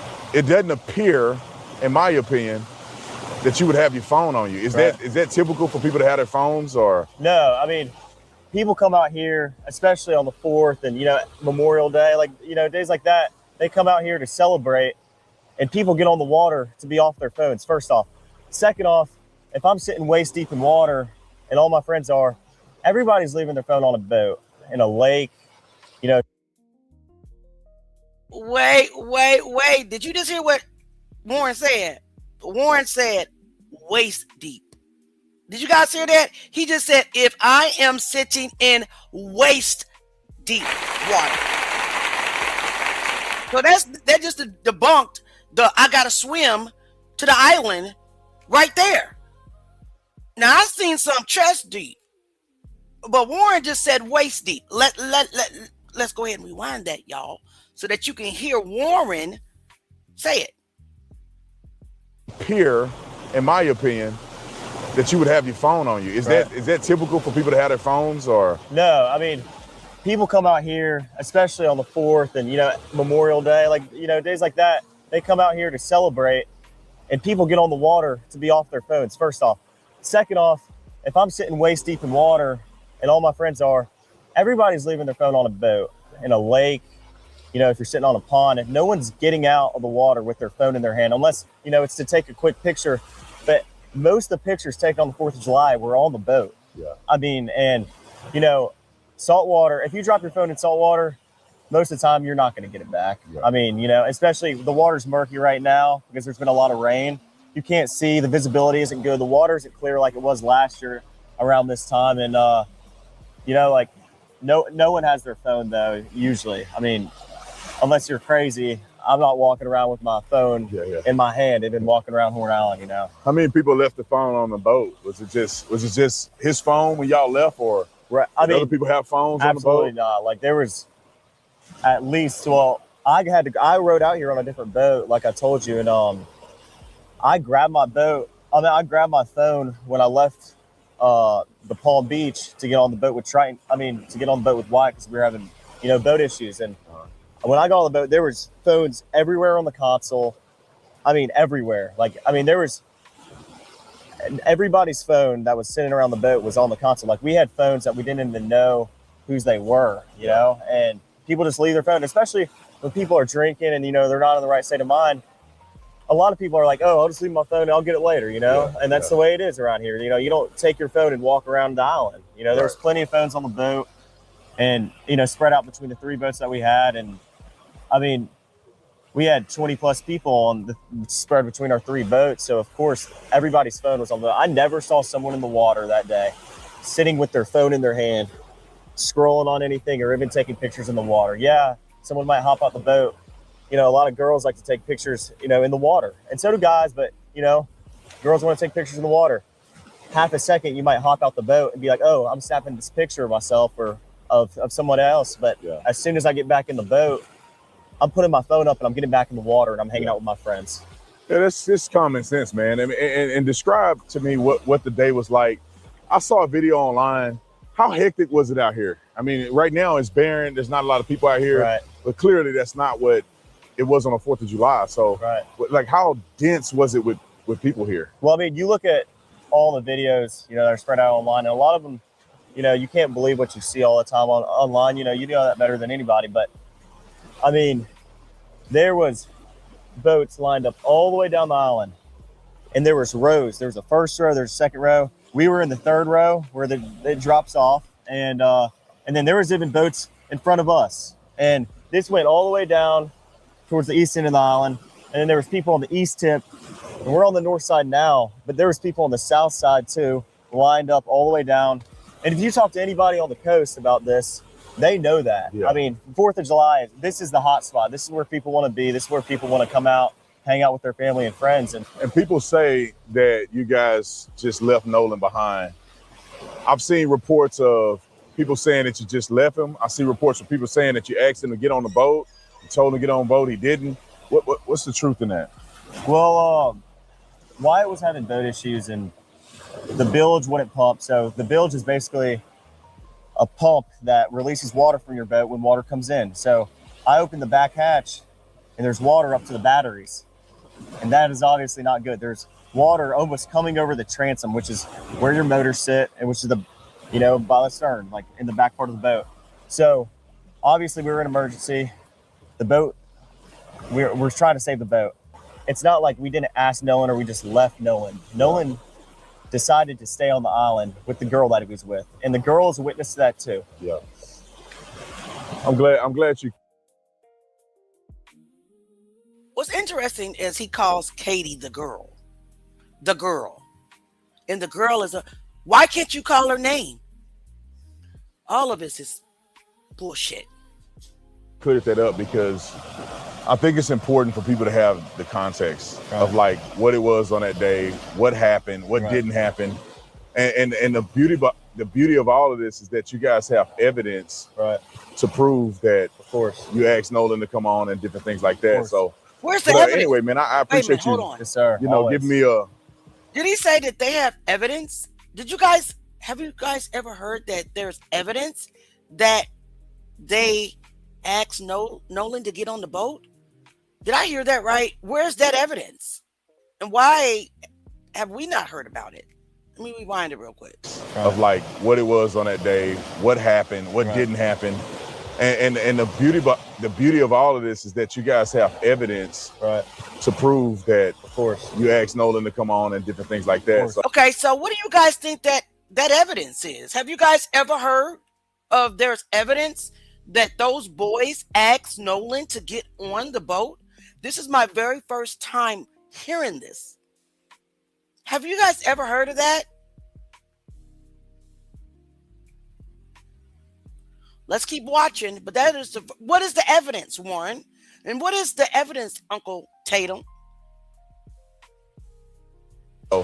but anyway, man, I appreciate you. Yes, sir. You know, Always. giving me a rundown of kind of what it was like on that day. Right. And hopefully people can understand what the truth is, right, and make their own decision on facts. Right. I mean, based off people, there's not a lot of people that are from the Mississippi Gulf Coast that don't understand Horn Island and don't understand the way boating works. And, boating is a tight-knit community. I like to fish a lot, and, there's, everybody, a lot of people know a lot of people. Everybody knows everybody. I know a lot of fishermen on the Gulf Coast. They know me and my buddies because we like to go in the water all the time. I mean, that's what we do in the summer. And, a lot of people from the Gulf Coast know the truth behind, you don't take your phone out the boat. The little facts. It's a difficult subject. This Horn Island's like 11 miles long, not to be exact, but around 11 miles long. It's not like this is a sliver of an island. It's a quarter mile. It's like a sandbar. No, this goes on to, even if we came around this corner right here, Brandon, we couldn't even see the end of the island. Oh, really? It's that long. Really? Yeah. I thought that was the end right there. No. It goes all the way down there. And it's a big island. There's a lot of people out here.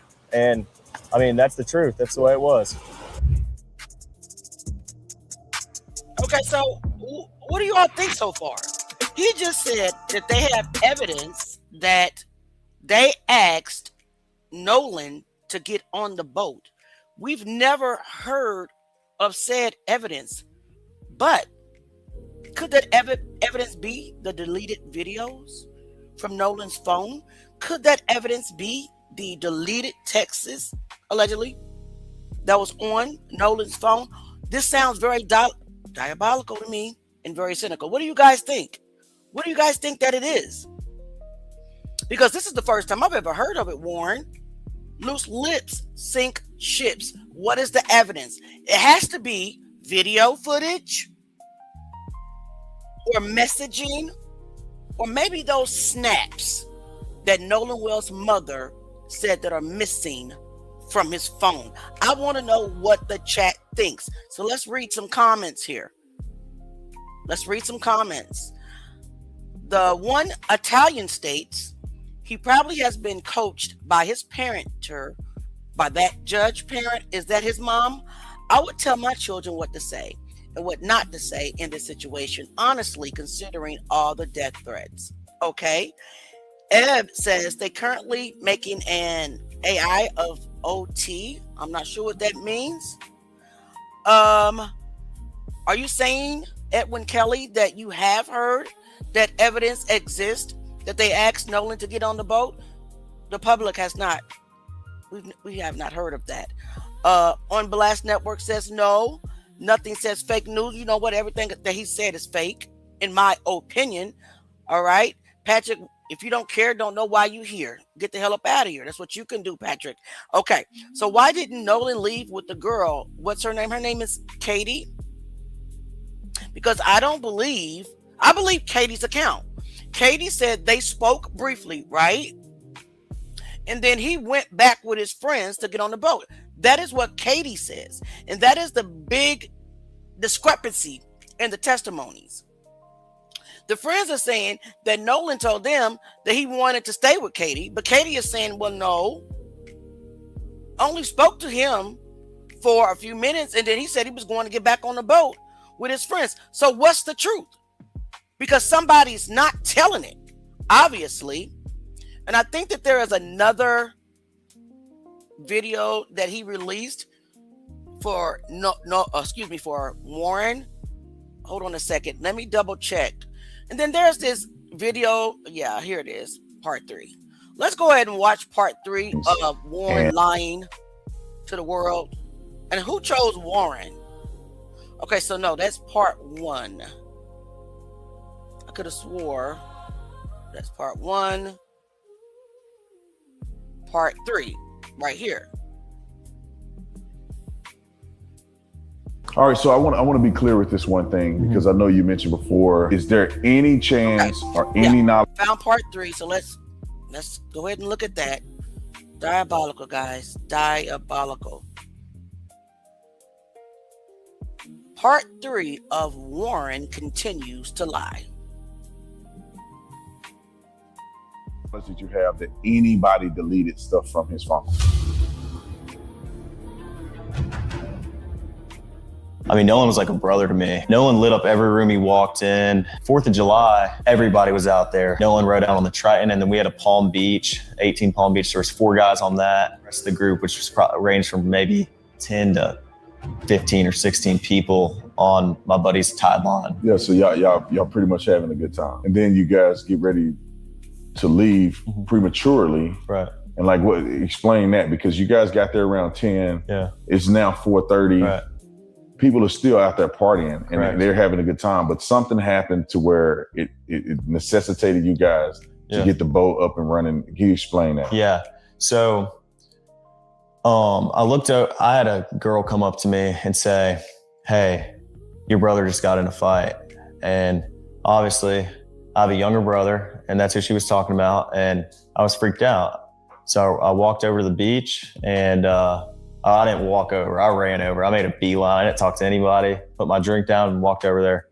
And my brother was kind of angry, and there was a lot going on. But someone was getting pulled away. I don't know who it was. And my brother was like, "Oh, I just got in a fight, and this guy punched me in the face," and I punched him right back. And then went to the ground, and my brother put him in an arm bar. And was Nolan involved in any of this? Absolutely not. When I was over there, it was a bunch of younger guys like my brother's age. And I mean, Nolan, I never saw Nolan over there. Yeah. Absolutely not. And, okay, sorry. I just lost my train of thought. So you get ready to go. There's an issue with the boat. Okay, yeah. And this is what this led up to that. That's what I was saying. So the fight happened with your brother, or a little scuffle. I'm assuming that it was cleared up. Right. You got your brother out of that situation, and then how did you find out that this boat is sinking? Well, I walk back over, and like we're probably around each other for a little bit. I mean, I wasn't thinking anything of it. I pulled my brother off the beach, and I was just like, "Listen, get in the water, hang out with us, calm down." I mean, he was calm, but I didn't want anything else to happen, And so once I got back over. Okay, so wait a minute. He just said a fight with his brother. But clearly we hear Nolan saying, "Give me my effing phone, give me my effing phone." But Trustation is saying that was him. But Warren is saying that there was a fight with his brother. I am so confused, guys. Let me know what you think in the comments. What the HE double hockey stick is going on tonight? What fight is Warren talking about? Is it the same fight that Trustation was in? And is that the same fight where we hear Nolan Wells yelling, "Give me my effing phone back"? And did your brother get in a fight with Nolan? Is the question. Let's keep going. The boat, I got on the Triton, and the Triton had probably about 6 inches of water up to the transom. And I was freaked out because I'm good friends with Wyatt, and that was his boat. And, no water's coming out, no access water's coming out. And, it was a big issue, because I think the reason was because there were so many people getting on and off the boat. And at some point, the boat was very, very crowded. And there was just a lot of people on, so that it drags water in. And eventually, I think over time we were out there for a couple hours. The boat just started filling up with water. So I popped the starboard side hatch, and the battery was completely underwater. And so the motor wouldn't trim down. I mean, my buddy would go to trim it down from the console, and it'd trim down, and then it'd come right back up. And so Wyatt's trying to throw a rear anchor, so we're caught, and he's, yelling at people. Everybody's kind of freaking out. And eventually I'm like yelling at other people, trying to tell them, calm down. Like, the boat could possibly sink, and I'm not paying attention to everyone around me. I was paying attention to my buddy's boat. And that's what all my other friends that were on that boat were doing, trying to solve the problem. So you're on the boat now. The water is getting up to the point where the boat may be disabled to where you couldn't get it out. Correct. From Horn Island. So what happens after that? Wyatt jumps to the water, tries to throw a rear anchor, and my buddy Meyer, you're sitting looking, trying to pull trash out the bilge. And the bilge is basically a pump that pulls the excess water out the boat. So the bilge was failing to work. So any excess water was just sitting in the boat. It wasn't getting pumped out. And I looked over the gunnel, and I looked at the release hole for the bilge, and it was even with the water. So, I mean, we're all freaking out. All of our, we're not focused on anything else other than the boat. Well, then eventually my buddy Bart on the tide line is like, I'm going to pull y'all out to where we're out of all this, all this chaos. Cause we left at 4:30 and there were still just as many people there, if not more than when we got there. I mean, probably around the same amount. I mean, it was crazy. Like there was a lot of people. And, eventually Bart pulls us out. We left at 4:30, but we really weren't pulled out away from everybody. We were probably about a quarter mile out, and we had the towing strap pulled from, Bart's port side cleat or starboard side cleat, and he was on our starboard side bow. And so it was rubbing on his power pole. So Bart turned around, pulled up next to our boat, and we were just trying to get it situated. So that's when Wyatt called Cito. And Wyatt was like, calls him, because the cell service isn't great at the island, but once you can use your phone, but stuff might not descend, and it's not great. To all the trolls, to listen, to all the every last single one of you, to all the trolls that keep screaming, there's no cell service. Did we not just hear Warren say you can use your phone on the island? So again, the question is, why would Nolan Wells elect to stay on a remote island without his cell phone? The only thing that Warren said the cell phone might not do is hit send when you try to send a text or video, but you damn for sure can call 911 if you in distress. Am I right? Yeah. Thank you, Warren, for clearing that up. Let me clip that up and drop it, because I'm sick of y'all with y'all lies. Got maybe one bar, it won't work that well. But once you get a little, he was on our starboard side bow, and so it was rubbing on his power pole. So Bart turned around, pulled up next to our boat, and we were just trying to get it situated. So that's when Wyatt called Cito, and Wyatt was like, calls him, because the cell service isn't great at the island, but once you can use your phone, but stuff might not descend, and it's not great. You got maybe one bar, it won't work that well. But once you get a little off the island, you have cell coverage. And even on the island, like I called my mom when we were on the island, it was fine. Like we had enough cell coverage to make a phone call or shoot a text over, but you don't have enough cell coverage to like send a picture, for example. So what? So I want to go back. I want to touch on that real quick, because the phone thing came up at some point. And so was it when you guys got off the boat? Yeah. Were people taking their phones off the boat, or is that not typical? Because I know that Nolan's phone was left on the boat. Right. Even though, after you guys had left. So can you explain that? Because I think people need to understand this a little clearer. Yeah. Was it typical for people to have their phones left on boats, or did they keep their phones in the water? Or? Yeah. I mean, everybody kind of goes out to the island to get away from, their phones and everything else. I know I got on the boat to get away from, just the regular world. And no, when you're waist deep in water, no one's carrying their phone in their hand. Waist deep. Especially at Horn Island, the water it has been very, very murky because of the rain. And when it's just very risky. If you're gonna have your phone in the water, some people might for a couple minutes and like maybe taking some pictures of each other. I know a lot of girls like to take pictures in the water at Horn Island. Guys do too. Like people like to take pictures, and but a lot of the pictures you see are on the boat for a reason. And so, no, I mean, if someone is on their phone in the water, they're using it real quick and then putting it right back on the boat.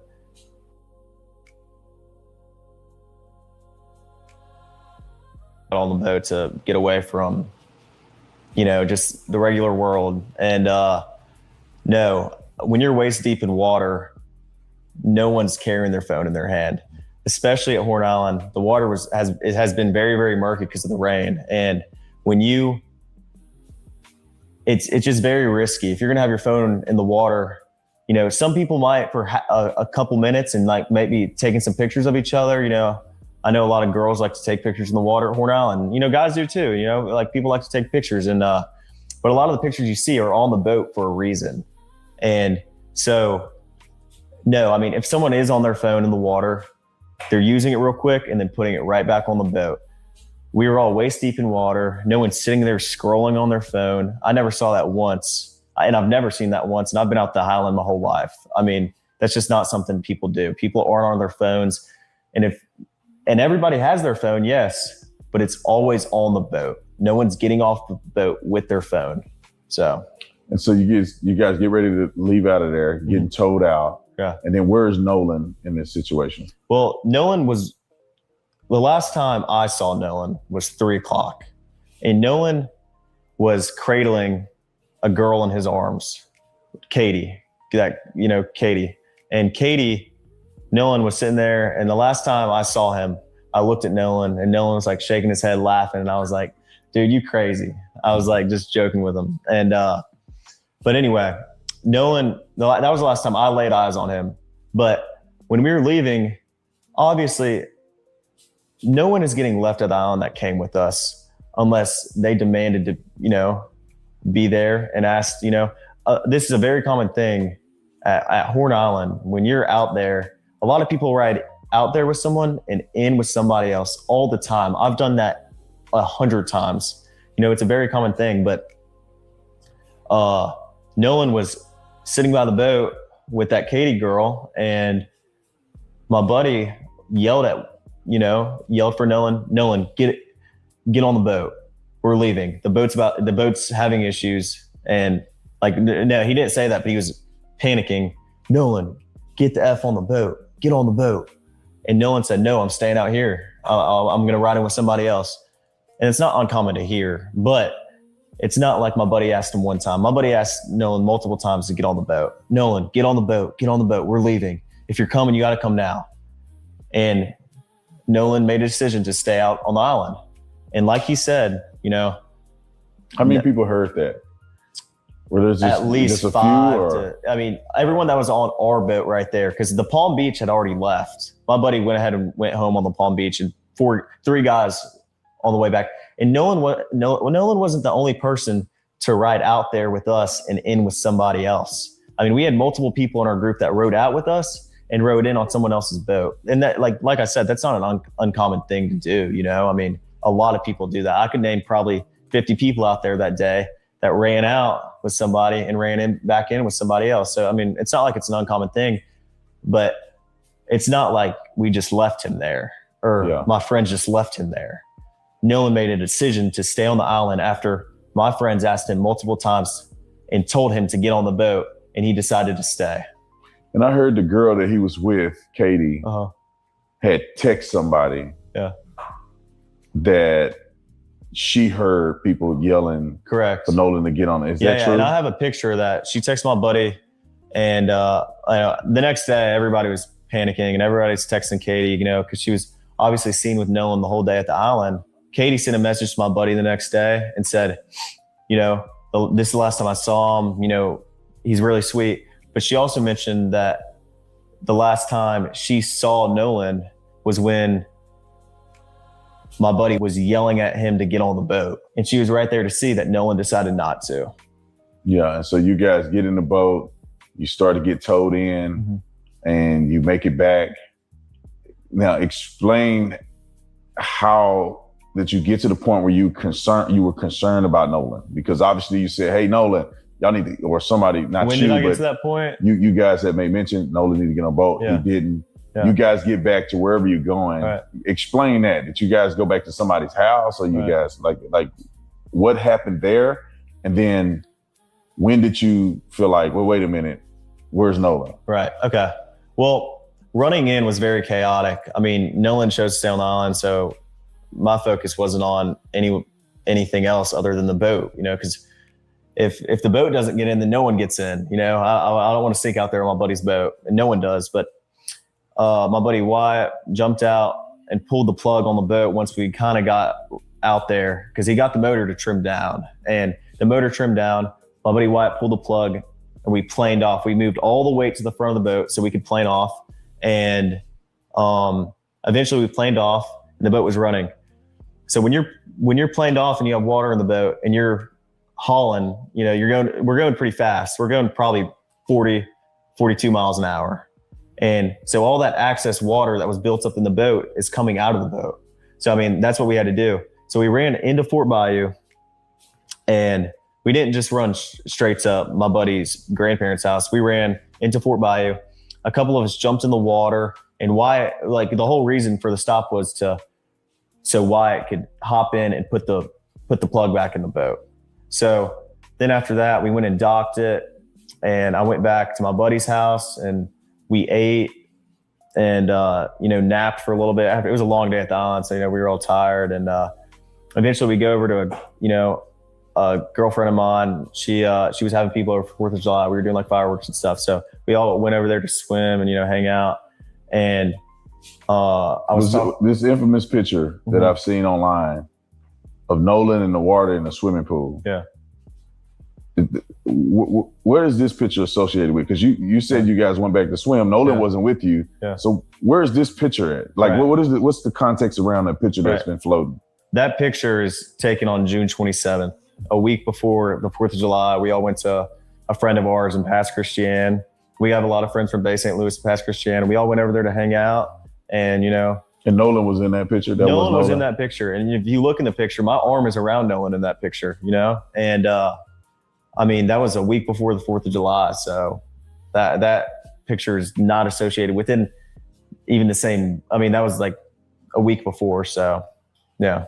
So you guys are now at swimming and having a good time at a lady friend's house. Right. I never got to the pool. I talked to her dad for a while. Okay. And I mean, all my friends were downstairs. I went upstairs, talked to her dad. We were talking about boats and stuff. And, I've been with my friends all day. I was just talking to everybody. But so you talked to the young lady's dad, and then how long was it before you realized, or you guys realized that, well, where's Nolan at? I mean, I went back downstairs, and all my friends were just hanging out. And my buddy Wyatt had addressed, talking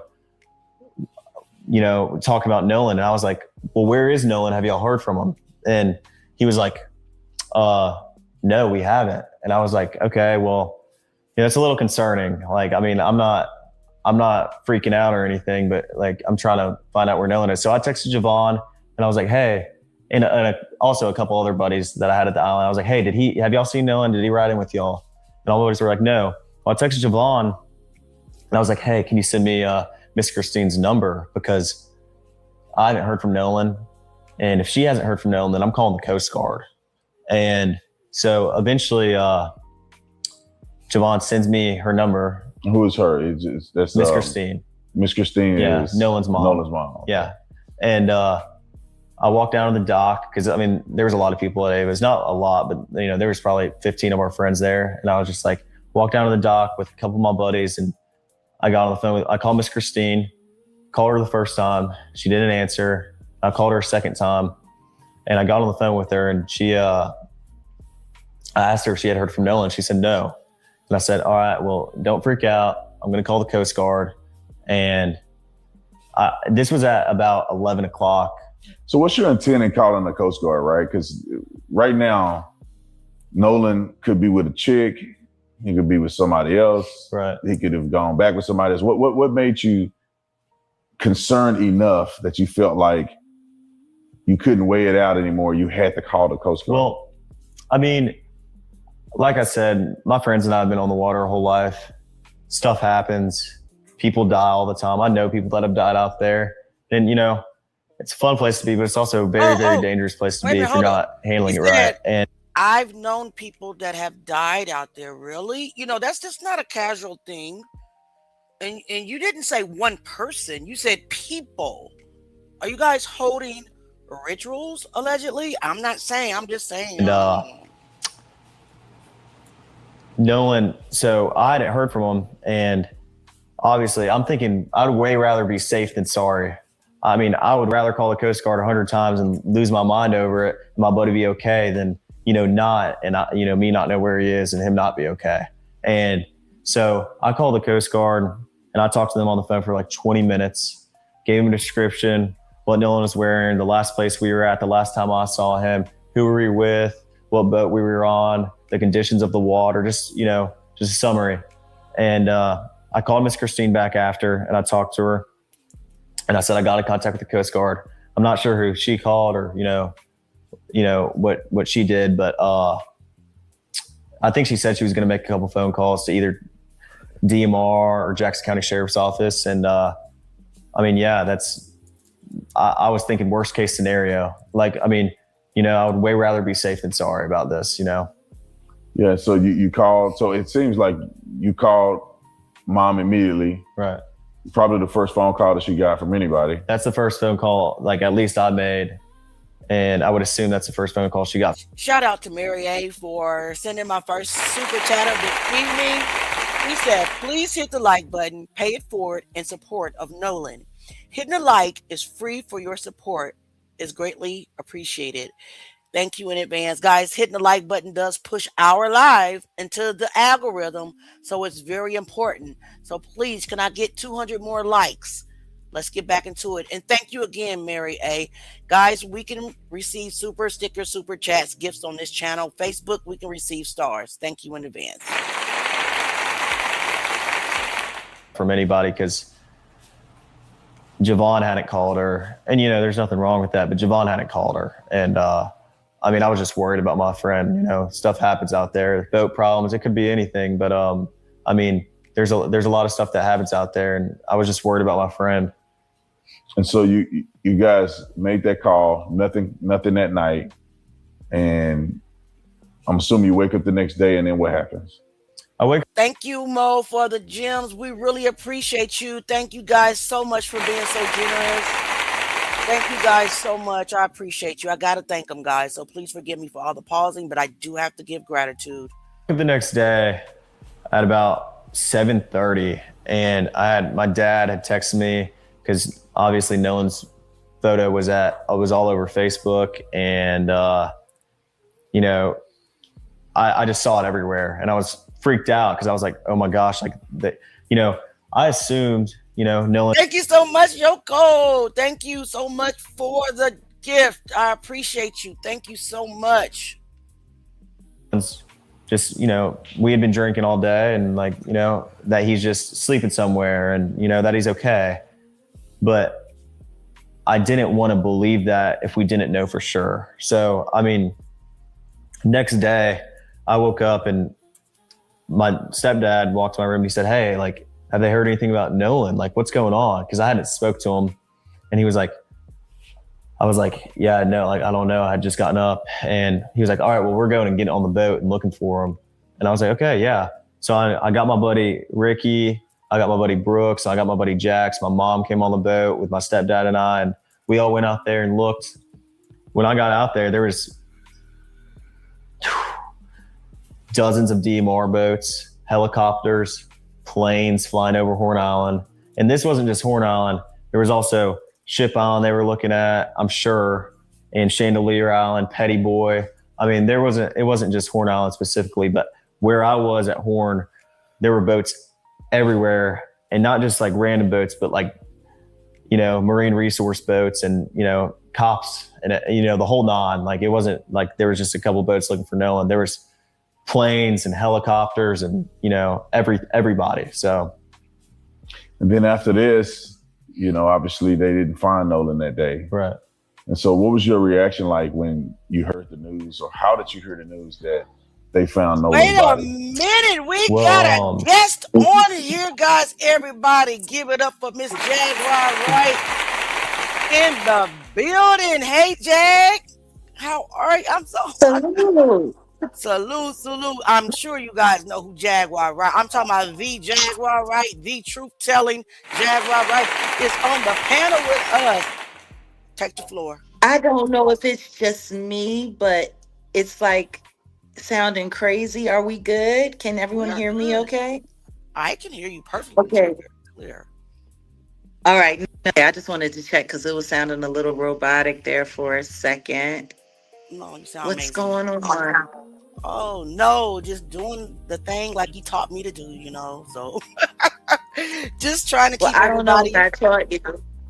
Well, I don't know what I learned told you, but whatever it is that you feel as though you got from me, I hope it's been worthwhile. It is. I appreciate you. You know, people have a lot of things to say about me.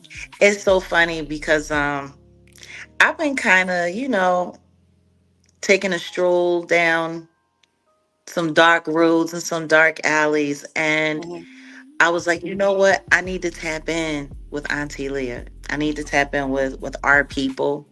So here I said, you know what? She's live. Let me stop in, see what's going on. You know, every time you come on the panel, I'm so honored. I get out because you know I'm fanned out. Listen to me. I don't know why they say I'm crazy. Crazy. You know what I mean? They call me all kinds of things. They talk about me like a dog. Some people do, but oh well, here I am. Jag Nation in the building. Ain't nothing crazy about you. One of the most wisest people I've ever met in my life. And Truth Gang is a branch of Jag Nation, and I'm proud of that. Well, so am I, because we have enough liars on this construct. And I saw that you were talking about this whole Nolan situation, and you know, over on The Effect, we've had some conversation about it, and we said, you know what? We don't want to talk about it, really talk about it until more of the details have come out. So I'm glad that, you know, you and your crew over here, you know, keeping this conversation warm, because we're probably going to jump in on this a little bit and weigh in for the weekend wrap up. I can't wait, because I know you got a twist to it. I know you got a twist to it, so I cannot wait. Well, I'm sorry. Like, maybe I need to drop out and come back, because for whatever reason, like, it keeps getting robotic. I did see you freeze up a little bit. I did see you freeze up. You froze right now, actually. So yeah, You know try to what? drop. Let me drop out. Okay. And I'll come right back. Okay. Perfect. Okay. And guys, I'm gonna drop Jag's link in the comments, so you can go ahead and go over there and follow Jag and keep up with the Jaguar Wright Effect and the Jaguar Wright Show. She will be back, guys. She just was having some technical difficulties, and I put her channel links, and she is, oops, wait, where'd she go? There she go. All right, what about now? Uh-oh. You're on here twice. Which one do we use? Hello? I hear you. But it is kind of freezing up for some reason. Okay. It is. The devil's a lie, though. I think StreamYard is tripping because I can't hear you. Oh, but I my hear the God. background music.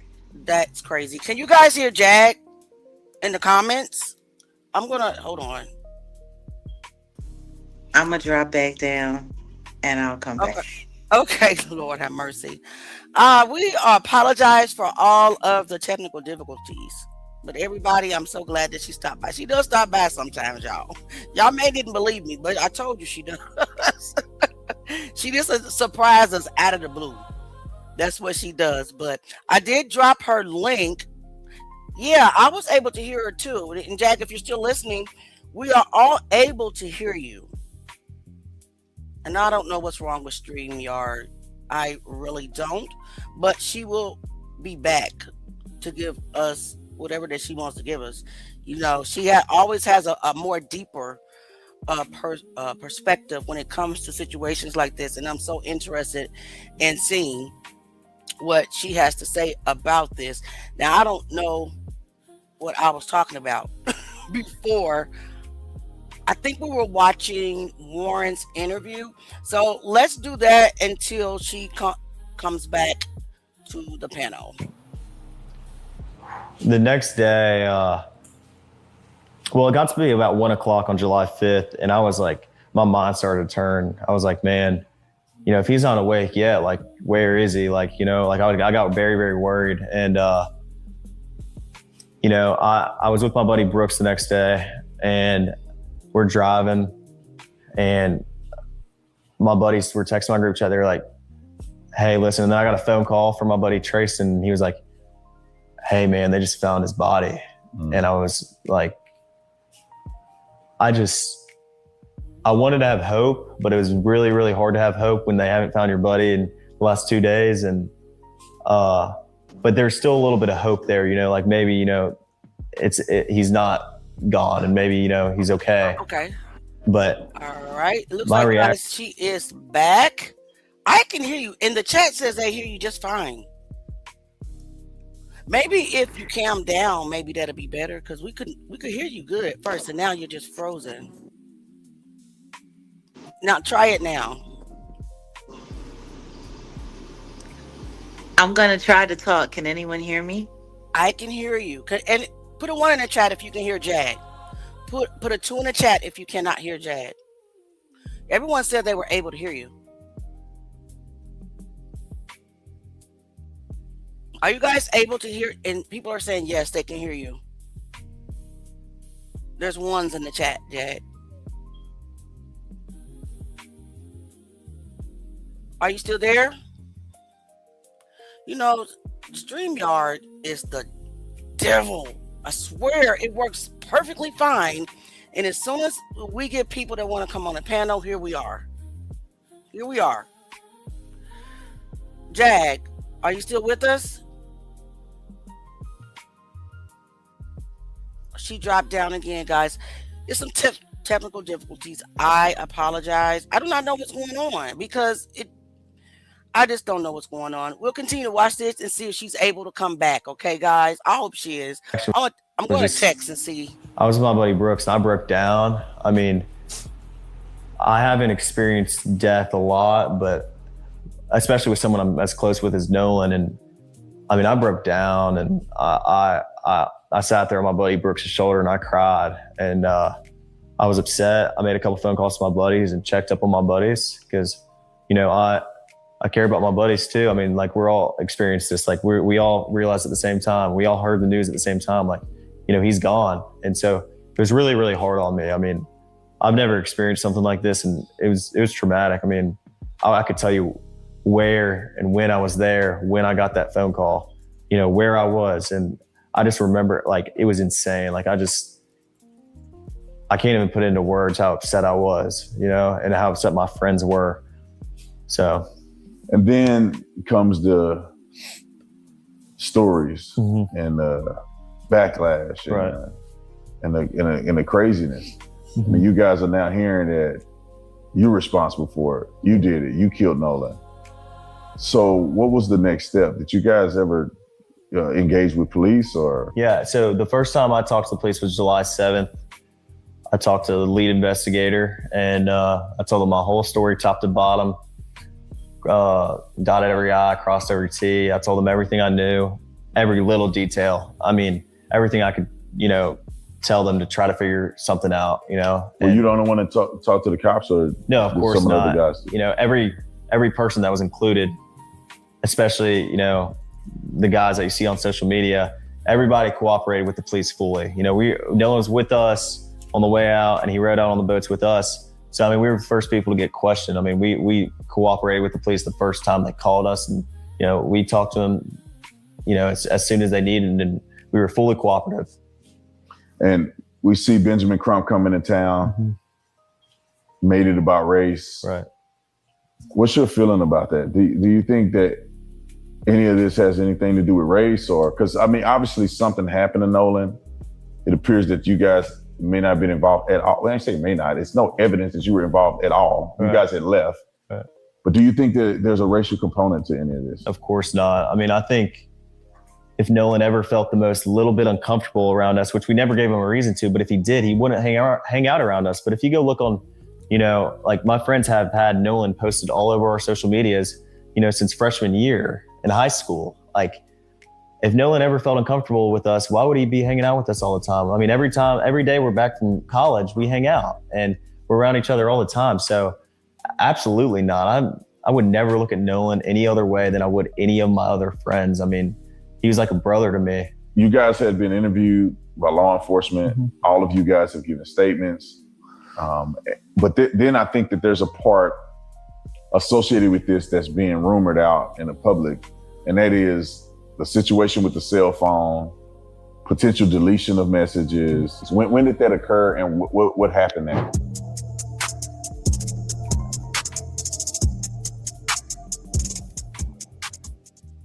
All right, guys. So what do you all think? We got major discrepancies. Hold on one second. Let me get this off the stage. But we have major discrepancies in the story. Now, another thing is Warren. Oh, thank you so much, Tasha. Thank you, guys. And guys, I want to thank each and every one of you who has blessed the channel tonight. I really appreciate you, from the likes, from the super chats, the super stickers, the gifts. Guys, you have made me feel like, I don't know, maybe I can do this. You know what I mean? I love you guys. And we don't have like 10 minutes left. I want to actually, before we leave, there is a video that Mississippi's prosecutor dropped a couple of hours ago. And I want you to pay attention to her body language in this video. So I'm going to pull it up and let's go ahead and watch it together. Okay, let me see. There we are. It is a news story, and she's actually going to give an update on the case. I was looking for a longer version and wasn't able to find it. Guys, if I can find the longer version, I will play it for us tomorrow night, okay, since we are running out of time. So let's go ahead and play that.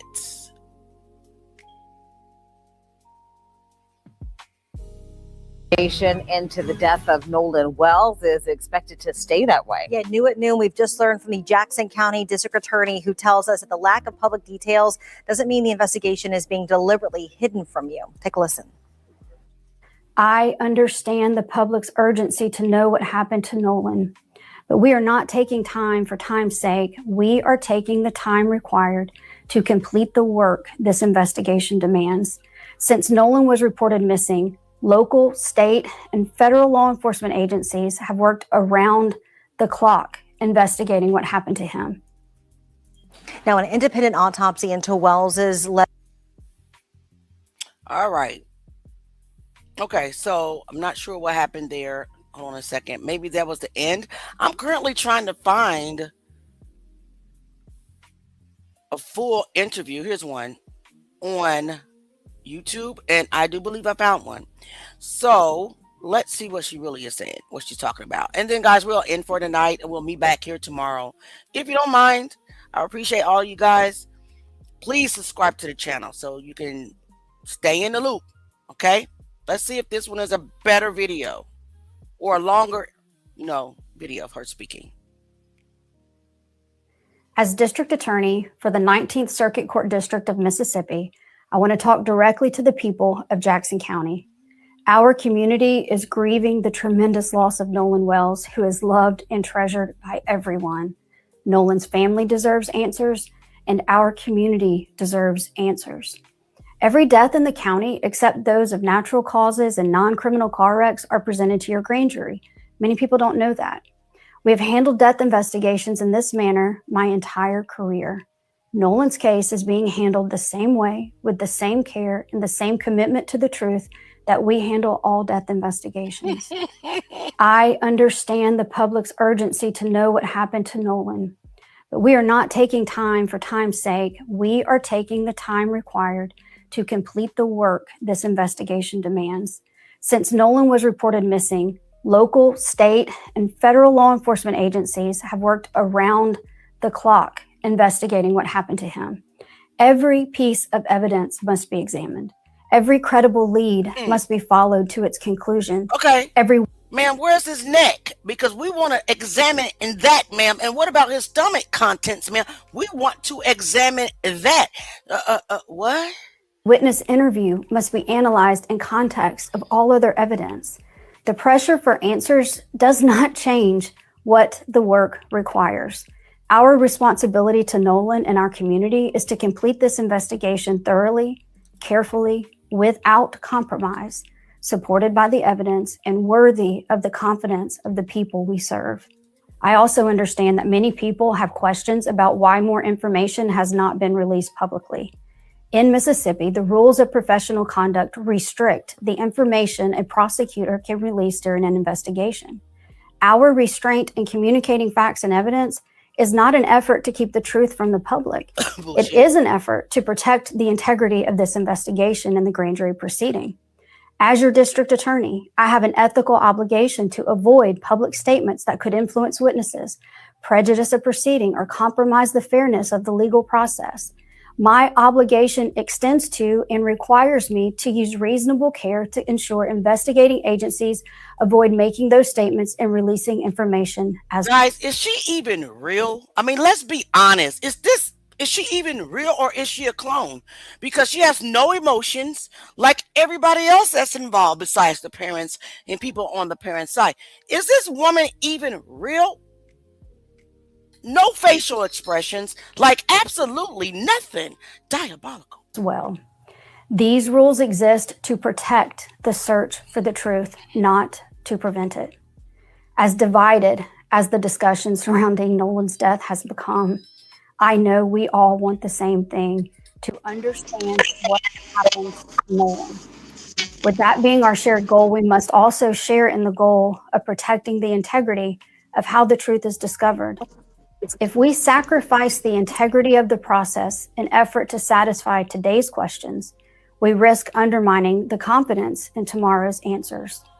When the public asks, what about this, or have they looked at that, or did they think about this? AI, the answer guys. is yes. This is AI. Those are the same questions investigators ask. The difference is that we can't publicly discuss the evidence, the interviews, or what those efforts have uncovered while the investigation is underway. Again, our restraint in sharing details of the investigation is not a refusal to share the truth. It is our commitment to protect the process that allows the truth to be known with confidence. There's a lot of information out there, and there is a heck of a lot of misinformation out there. Is back, guys. I simply want the community I serve to know that this investigation is being handled with the care, professionalism, and commitment to the truth that every family in Jackson County deserves. As we continue this important work, Nolan's family, his friends, and all who loved him remain in our prayers. Ma'am, you were glitching. Ma'am, you were glitching. I don't believe not one word she said. Everybody, welcome to the stage, and I emphasize Jaguar Wright. Thank you so much for coming back. Well, I had to make it through some internet issues, apparently. Nothing is 100% these days, but I think whatever it was has passed. Oh, well, thank God for that, because I'm ready for your brain, babe. I'm ready for you. That looked like AI. Did you see how she was glitching? I saw it. Yeah, that was AI. It looked just like AI. But go ahead. Without a doubt, that was AI. Yeah, for sure. But Jaguar Wright, you have the floor. Actually, I would like to make you bigger, but you know I'm not that great. Nope. Don't want that on StreamYard. What about this? I want to make you bigger. Okay. There you go. Okay. I'm afraid to cam up because I'm afraid that it might like tear up No. the Try it because we want to see everything. your beautiful face, your beautiful natural I'm black at face. the studio, so hold on a second. I figured I'd take a second. Yeah. So what do you want to talk about? This is your floor. My show's over. This is your show. No. This is your show. I'm here to just talk and engage with you. What do you want to chop up? I want to know what Ask your me a thoughts. Okay. I want to know what your thoughts are on the fact that parts of Nolan's body, his organs, his viscera, were missing, like the throat. I mean, for the second autopsy, the stomach content, the wound on the back of his head, his neck not being able to be fully examined, and then everything coming out as undetermined. I want to know your thoughts on that. Okay, the roboticness was happening again, but I pretty much was able to make out most of what you said. What do I think about his throat missing? I think they're still investigating. Okay. That's what they said. That's what. Right? Oh, wow. They're still investigating. Honestly, watching the press conference and watching Ben Crump. Oh no. What the heck? Okay. So I know what I kind of know what let's be clear about Ben Crump. 333 in the building. 333 in the building. I'm not a fan of Mr. Crump. I'll be honest with you. Sometimes Mr. Crump I view as paid opposition. Okay. But I want justice for Nolan. So I'm trying to put my personal feelings aside, if that makes sense. And she's having technical difficulties. So let's talk about the interview until she's able to come back. And if she's not able to come back, she will pop up. Because, like I said, my channel is off. Here she is. Please let this work, God. I'm gonna stay calm down. I don't know what's going on. It keeps kicking me out. So I don't know. It's like I don't know. I'm gonna stay calm down just to be on the safe side. Okay. But no. So this is the problem that I have with 2 autopsies back to back. First things first. Okay. If Mississippi was going to do it and then pass the body on, then there should have been notes as to why, in my opinion, why they didn't send everything. And there definitely should have been notes as to what they found that would have been found in any average autopsy finding. The simple fact that the throat was missing, and because the body had already been inspected by Mississippi. Like, because people have to understand, in an autopsy, they have to open the cavity and they literally have to remove everything and inspect it all one by one. All organs, lungs, stomachs, kidneys, if you're a female, your female, your lady parts, your heart, like everything has to be inspected. It has to be weighed. They're checking for color, discoloration. They're checking for, they're taking toxicology. They're looking at the size of it, like they're looking for trauma. They're looking for all kinds of things. Wow. So when they removed everything in Mississippi and then put it all back, there should have been specific notes as to what was found that would have been disturbed and not been able for DC and Dr. Mitchell to be able to find. I don't see what would have been the harm to send a note saying, hey, there was no water in his lungs, or there was water in his lungs. Absolutely.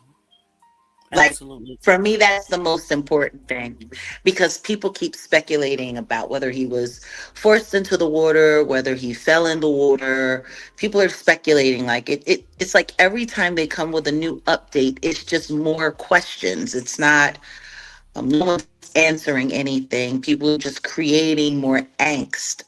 And like something as simple as, hey, these are the notes of where we were. We haven't, we're still inspecting, everything that we took out of his throat.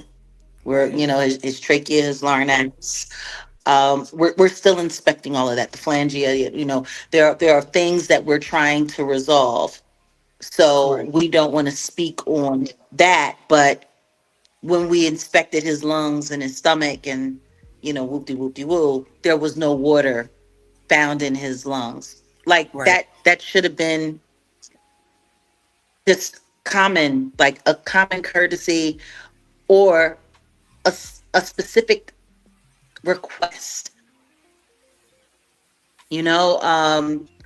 because that right there in itself answers a lot of questions. That one simple thing answers a lot of questions. Water in the lungs would have meant that he expired from being overtaken by water. Water not in the lungs means that he was already deceased when he washed up on shore or before he went into the water. I say, oh. So one says this could have been an accident and he perished in water.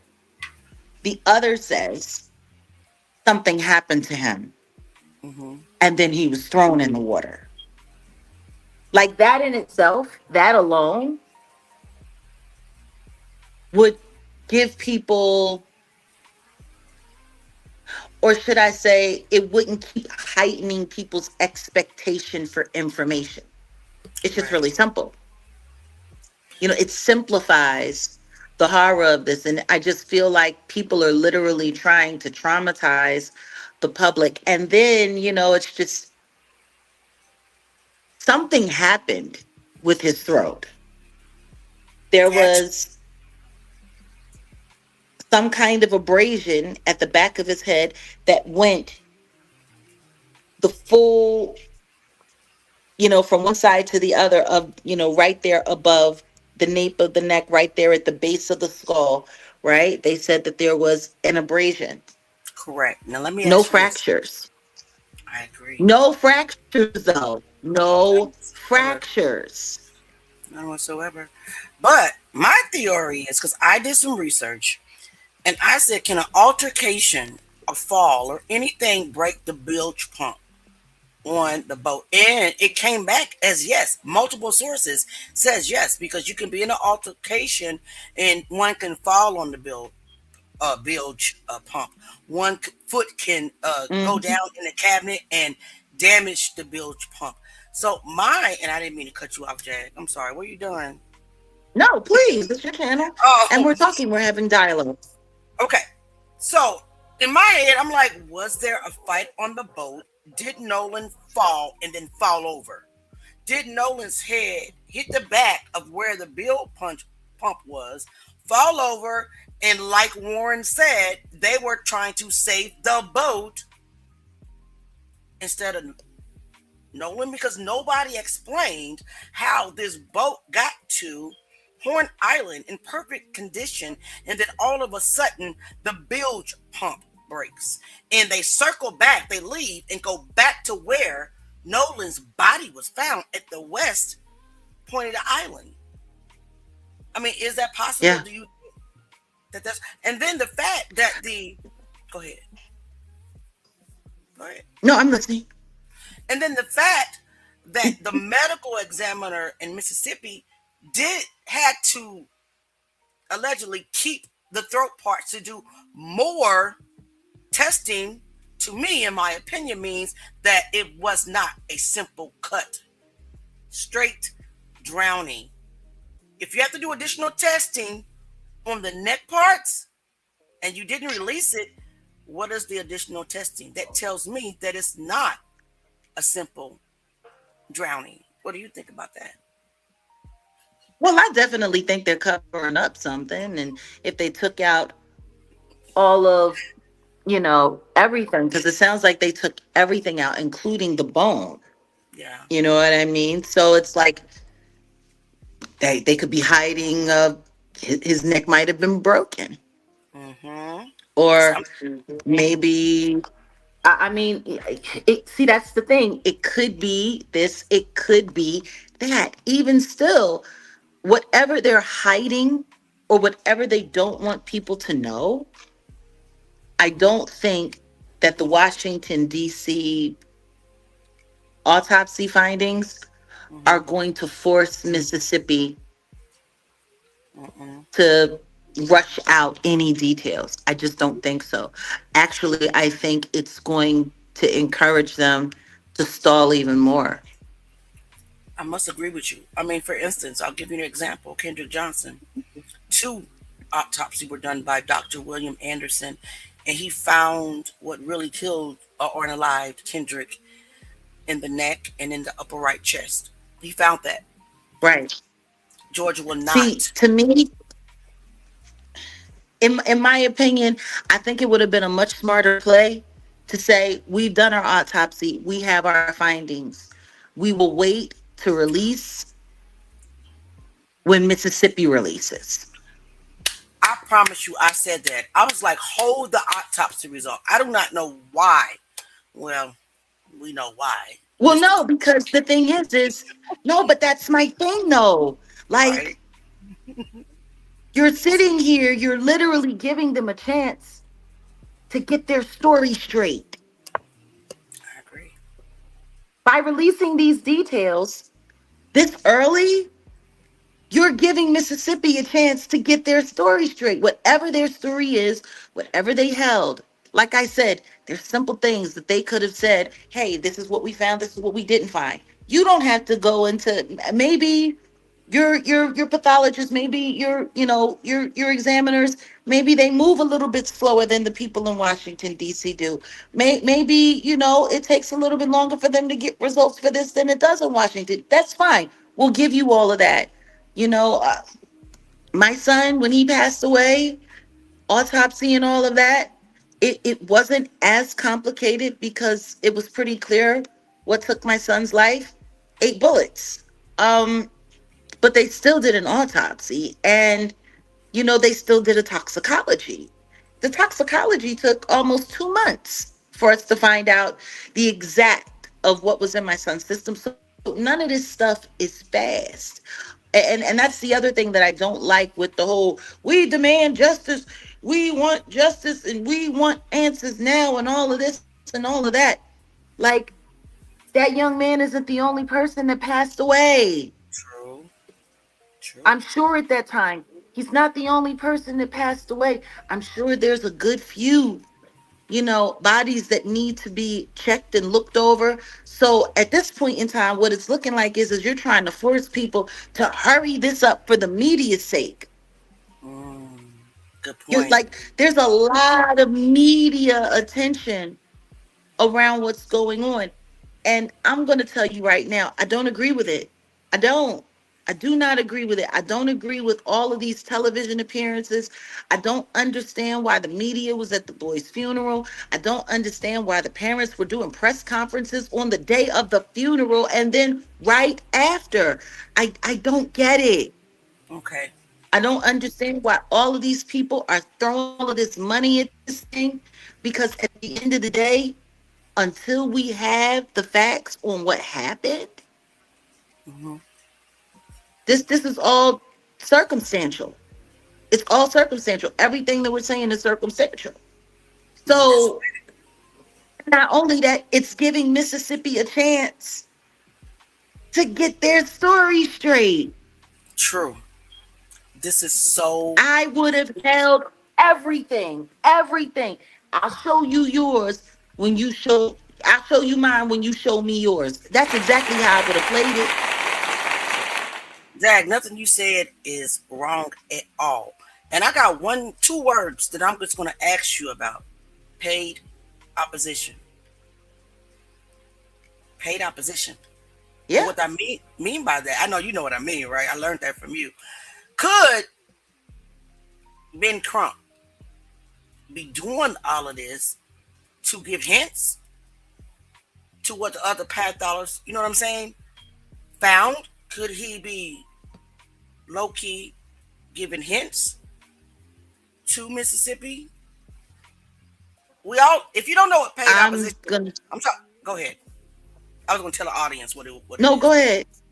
If you guys Please don't know do. what, okay. If you don't know what paid opposition is when the attorney, the judge, law enforcement, detectives, anybody that comes under the guise of the victims to the victim's family and appear to be on their side, a lot of them have been paid by the op to fake like they're on their side and make moves in favor of the op. If that makes sense. Your floor. Well, I tell you what I do know. And that family, they have my condolences. It is not easy to lose a child. Trust me, I know. They have my sympathy. I understand what they're going through, which is why I'm having a hard time understanding how they're moving and why they're moving the way that they're moving. What I will say is when you start bringing in people who are allegedly tied to the boule, when you're bringing in these people that mix and mingle in these private sectors and these secretive, associations and societies, when you start bringing these people in, people need to also remember that the police are a part of that. I agree. Government is a part of that. So, I mean, a lot of these people like Al Sharpton, they do a lot of race and rage baiting to get people up in arms to create a certain feel amongst the people. Like this is getting a lot of people riled up. But once you look at it, like it's kind of like a transferent because nobody is talking about Carmelo Anthony like that anymore. Man, Nobody. Carmelo. I hear you. Nobody. Do you see how quickly this situation quieted the conversation of Carmelo Anthony? Y'all pay attention. And I find it very interesting that all of that happened and popped up at the time when they were starting to look into the government corruption angle Y'all pay attention. of what happened with his trial and his case. Yeah. Like, think about that. They were looking at how that judge, the judge being dirty, they were looking at, the involvement, exactly what part did his defense attorney play in the failure to properly represent him. Remember, the big story that was going on was the deal that was made between Carmelo and his defense and the prosecutors, where they tricked him into not testifying. And then they were starting to go over and look at the details, the nasty, dirty details of how they tricked that. And then when they wanted to come back after everybody flipped, they say, you can't. We made an agreement. It's true. I thought about that too. So this is government corruption. What happened to that young man? And now all of a sudden, nobody's talking about donating to the Carmelo Legal Defense Fund.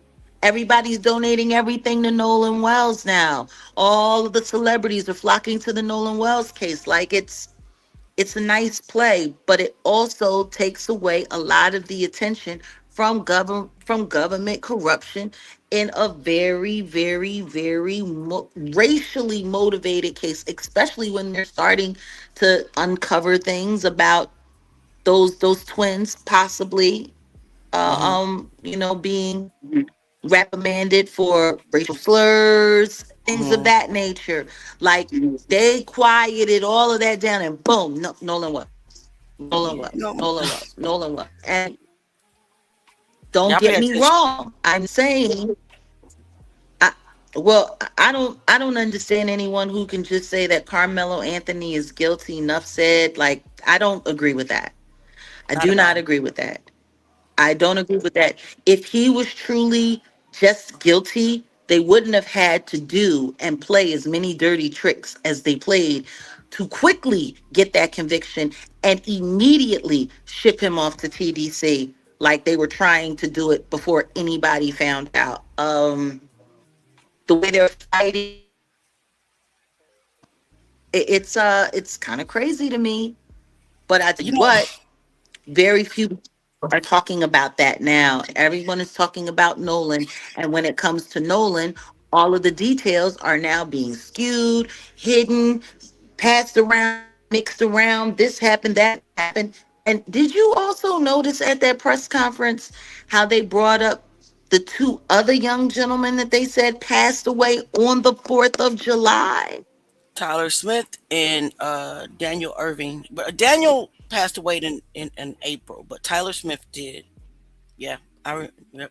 I write about these things every day on Facebook, though. But yeah, And it's wild to me. It's wild to me because I'm trying to think. The young man who passed away on the 4th of July, was that the Russian roulette situation? yes. And then on July 22nd, there was a young man, and I just posted about him. His name is Lowry. It's Daryl Lowry. He got drowned. A white kid held his head underwater, and he drowned on purpose. Underage, all of them under And 18. So yeah, you're right. Because and why? meanwhile, we're talking about this one thing. We're talking Mm-hmm. about this one thing, but Mm-hmm. why are we talking about all of these things? Man, you know what, Jack? You are preaching All tonight. of these things. Just like Brandy L's case.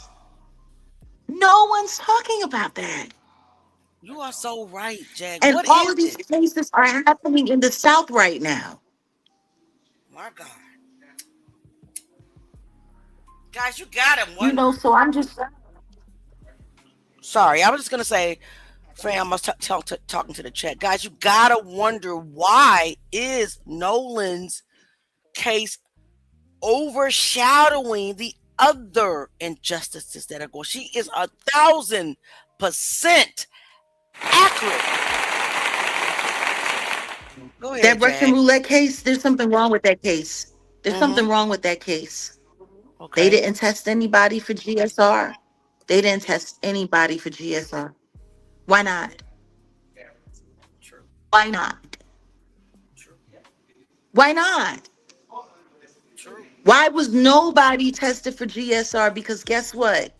If they had tested everybody, that could have ruled out who might not have been there or who might have been there. Or if it was only two people, did he put was it self-inflicted? And you know, and just kids being dumb, doing crazy things? Or was this the excuse for a red rum? Right. Was this the excuse they were using? Why are all of these cops in these southern districts making all of these excuses for these kids in very, very, very, very, very tragic situations where intense interrogation and investigation should be being done? No different than with Nolan's case. Why weren't those boys properly questioned? Why weren't why nothing? They kept the keys, they kept the phone. It's everybody's covering their ass. And meanwhile, you have all of these deceased young black bodies. There's something wrong here. There's something very, very, very wrong here. And you know, Carmelo, his case kind of kicked it off. And then the next thing you know is boom, this, and then boom, that. And it's, I don't know.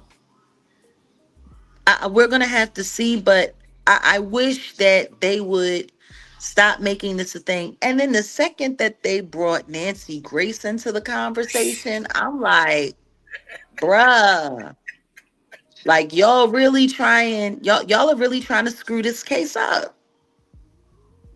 Something's wrong here. You're right. Y'all are trying to screw this case up because she sat there and with Mr. Metcalf and they just both played the fool with their little teary-eyed conversation. Meanwhile, not addressing any of the very real things that came out public not long after that. And guess what? Ain't nobody asking her to double back. And then she want to come with breaking news with information that broke almost 2 weeks ago. Even Don Lemon had to call her out and say, appreciate you talking about it, Nancy Grace, but that's old news. It's not breaking. We broke that Listen, here. Like Don crazy. Lemon, John Lemon was on her ass. Oh, that was crazy. He's doing On the low. Yeah. He's doing, see, and that's the problem that I have. I said he's doing, not I'm talking about John. He's doing great coverage. Mm-hmm. And I need him to have you on the show. He's doing I don't think so. I don't think Don Lemon would even want me on the show considering who he's friends with. You know, being friends with Jason Lee. Oh yeah. Okay.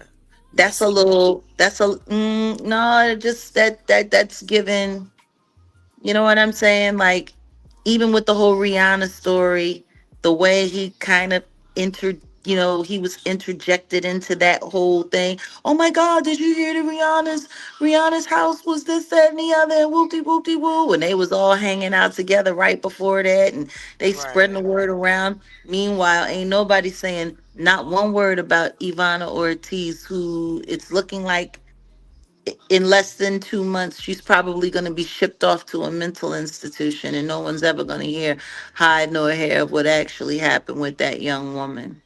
Wow. Nothing. And Rihanna and ASAP Rocky running around. Oh, hey. Meanwhile, nobody's talking about the male assailant that was actually in the car with her. Like, the simple fact that was going on and they're not pressing the issue of finding him for their safety. I hear you. Come on, bring like truth. Seriously. No, I am. How are you running around in the street? Like everything is okay after your house just got blown down on, and only one of the people involved is in custody and the other one is just out free on the lam, and y'all just running around like right. Bring us Something's truth. wrong. Something is wrong. Something is very, very, very wrong with everything that is happening right now. Is Don Lemon doing a great job? Absolutely. Matter of fact, he even paused the monetary on his memberships. Everybody can get a membership for 1 month free while he's running this show, and he's getting his membership up, and he's got his team, and he's got his crew, and he's having his own little black mini version of CNN. And I'm trying to figure out how he heard about this story so quickly, like, because he was on it right away, almost as if it happened and someone called him immediately, because it wasn't in the news feeds. You're right. I mean, all of this is suspect. Do we have an election coming up? Yeah. Okay. There are primaries that are going on right now. And the primaries will be happening all the way up into the general in November. Like I told you, all of this stuff is happening during an election year. State, regional, local elections. Like, wow. There's a lot of stuff that's happening, and I don't think people understand. And we all know that Don Lemon is very heavily democratically, politically connected and indebted. But there you have it. So my question is who called Don Lemon and said, yo, we need you to run this up? It'll be great for your channel. We need you to run this up. And he's running it up. Like he on it. I can't take anything away from him. He is covering this no different than if he was still back on CNN. And he get to put his little pizzazz and his little flair, and he get to get child whenever he want, however he want. I hear you. I mean, it's Listen, you are doing an amazing job. Let's keep No, going. how do you feel about it? How do I I want to feel know about how it? you feel about it. How I feel about I believe you. I Nolan mean, Wells. about Nolan Wells, I am wondering why Nolan Wells' death does take is being more recognized than the others when others have passed away, like Daniel Irvin. Same thing. He went on a fishing trip back in April of this year with two white kids. Okay, and he drowned. The white kids came back, same scenario. Did not tell his mother or parents. Did not go to his house. They actually discarded of his phone and his clothes and went home, went to sleep, and went to school the next day. And they have not been charged with murder. They've only been charged with tampering with With evidence. I do evidence. wonder. Yes, I do. I do Tell wonder me why. something. Why haven't the boys that were with Nolan Wells been charged with tampering evidence? Because they certainly did. You know They, what? even if not tampering evidence, obstruction of justice. That was all part, like keeping the phone, keeping the keys. That's obstructing justice. That is how that was delaying. The circumstances that possibly led to his demise. Like there should be something. They're not doing anything. And the parents are sitting there and we want this and we want that. And she's doing better with her crying. I'll give her that. She's laughing a little less. I guess, she got the word. Right. It's just I don't know. It's just fishy to me. It's fishy to me that, you know, you're not going to let the public know whether or not there was water in his lungs or not. All of the specific important details are being held up by Mississippi, but the facts Right. from DC, what they do highlight is there could be potentially possible foul play, which everybody already feels that way. Like, Hmm. I think it was irresponsible to run with that information before Mississippi. And like I said, I also believe it gives Mississippi the opportunity to whatever story or narrative they plan on running with, giving them a chance to tighten that up to make sure that they can do that. And I think it's very amateur Hmm. hour for all of these so-called elite and amazing professionals in their job. Yeah, it's just, it ain't right. And yeah, Hmm. it's just something, it stinks to all high heaven. And if they did take that boy's life, if it was, I mean, that's the thing. Everybody was running around talking about he was burned, talking about Hmm. he had defensive wounds, talking about he had this, talking about he had that. That's not what the second autopsy said with Dr. Mitchell. Matter of This is fact, they true. said that they didn't find any abrasions, that there were no broken bones, there was no sign anywhere in his body. The only thing is they weren't able to what? Find out whether or not there was water in his lungs, and they didn't have the neck. They didn't have Right. anything that came out of his neck. So it's like I'm following you, Jag. Something ain't right. something ain't right. Something ain't right. And I got a feeling that both sides are playing together. Yeah. And the other thing is Al Sharpton coming out and support, rally. I mean, we have a video of today. Was it yes? No, yesterday. I mean, this black man, three to Yeah. four police officers on him. They're kicking, they stumping. He's on the ground, and one just pow pow pow, three shots, and unalived this guy. Unalived him. Where was this? I have the video. Let me try to pull it up. Do you mind? And well, I mean, you can, but where did this happen? That's why I gotta pull it up because I don't Oh, remember. Oh my oh. god, I'm so sorry. I don't remember off the top of my head. No, don't feel bad because there's so much stuff going on. It's hard to keep up. Yeah, it is. It is hard to There's keep. Hopefully, so much going on. yeah, It really is. It reminds me of the time when, everything was happening with Sandra Bland, with what was his name? Michael Mike Brown. Mike Brown. Like, you remember, like, it was like 6 months and there was something happening like almost every other week to another person of color, mostly black, Right. dying for something stupid, dying over a loose cigarette, dying over a misunderstanding at a gas pump, being like, it feels like that. So just go. You want me to play That it was real an quick? election. Yeah, that was an Oh, election year too, if anybody it doesn't remember. was. I remember Mike Brown. It was Obama, and he sent his fake chief of whatever he was. What was the black guy's name? Down to Ferguson and acted like that he was going to do anything, and nothing became of it. Nothing became of it. It was all an act. It was all an act to burn Ferguson down and to create this Black Lives Matter propaganda group or whatever that I don't believe in. Yeah, let me just play this Well, and let me go ahead. Go ahead, because I got something to say about Black Lives Matter. I know you do. Okay, guys, so this right here, I'm going to play a video that happened today. It was diabolical. Just pay attention.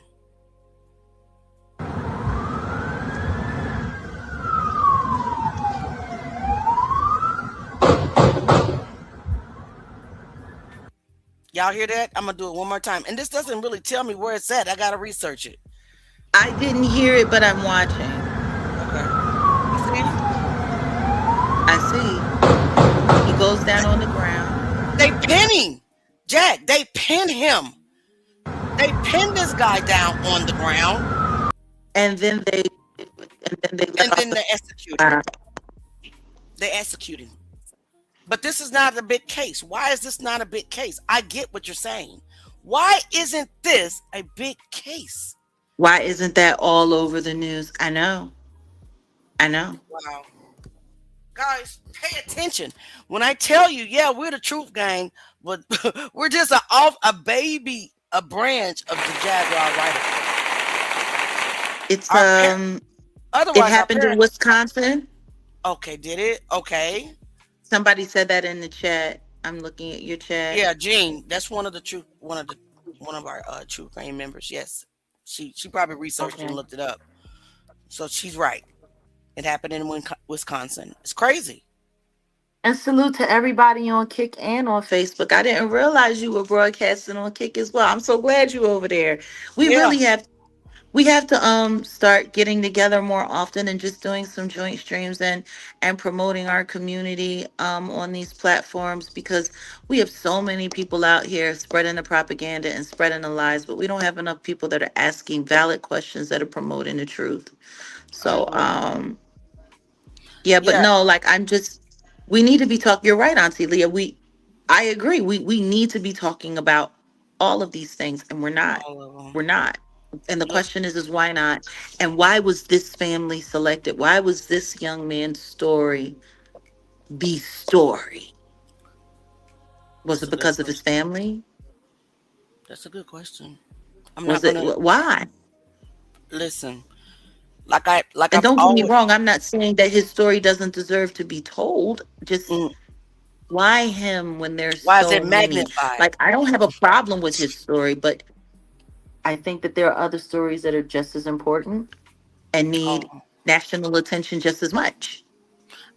Jad, you know me. I agree with you 1,000%. I didn't think about it like that. I did, though. I did. I thought about, you know what? Nolan is taking the attention off of Carmelo.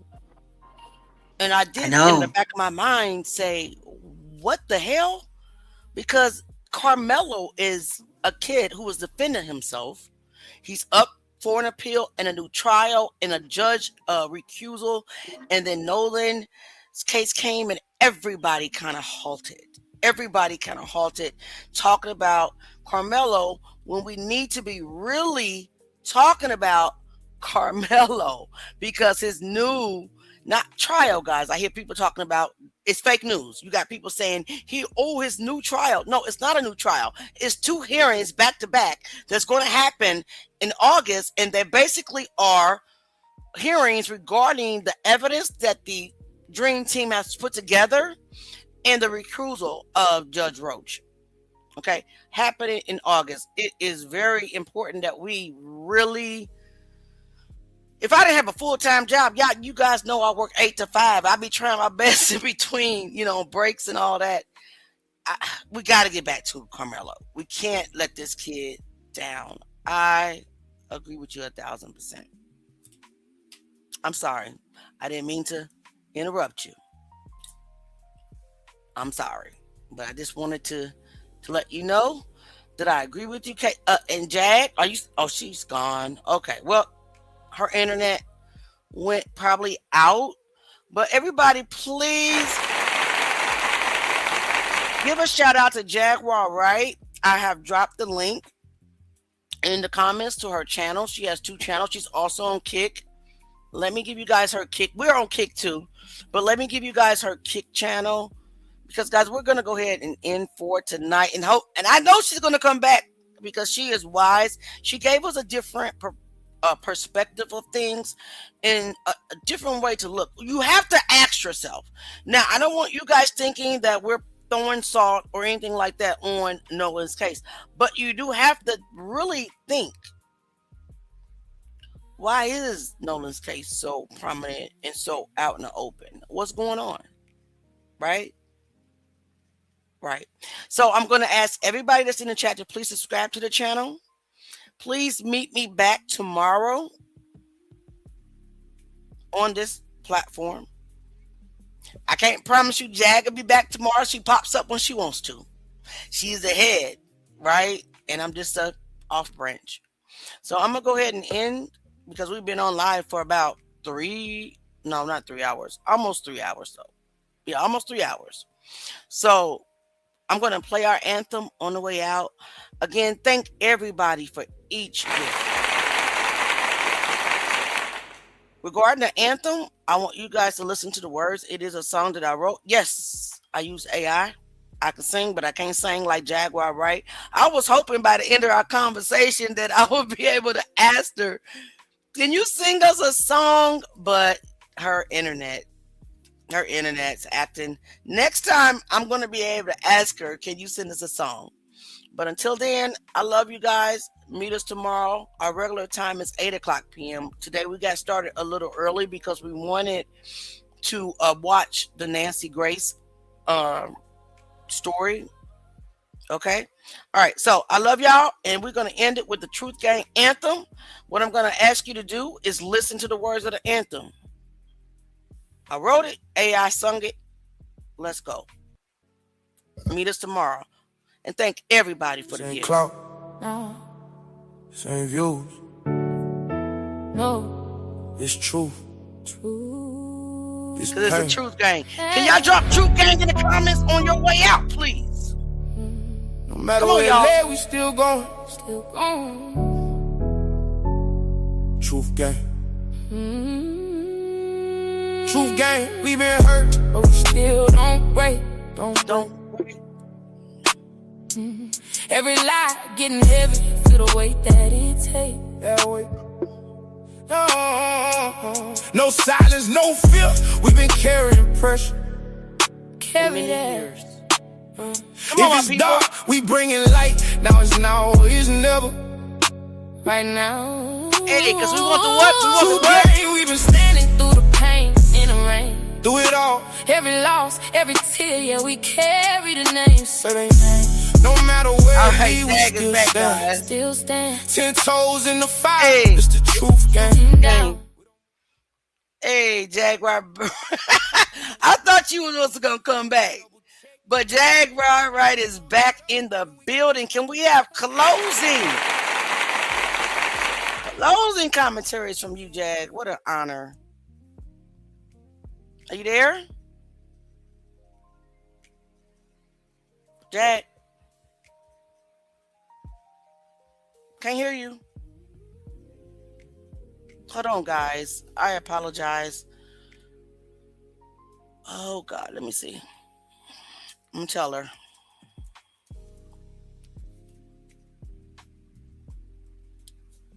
Are you there, Jaguar? Let me see. I don't need time. My auntie need her eyebrows.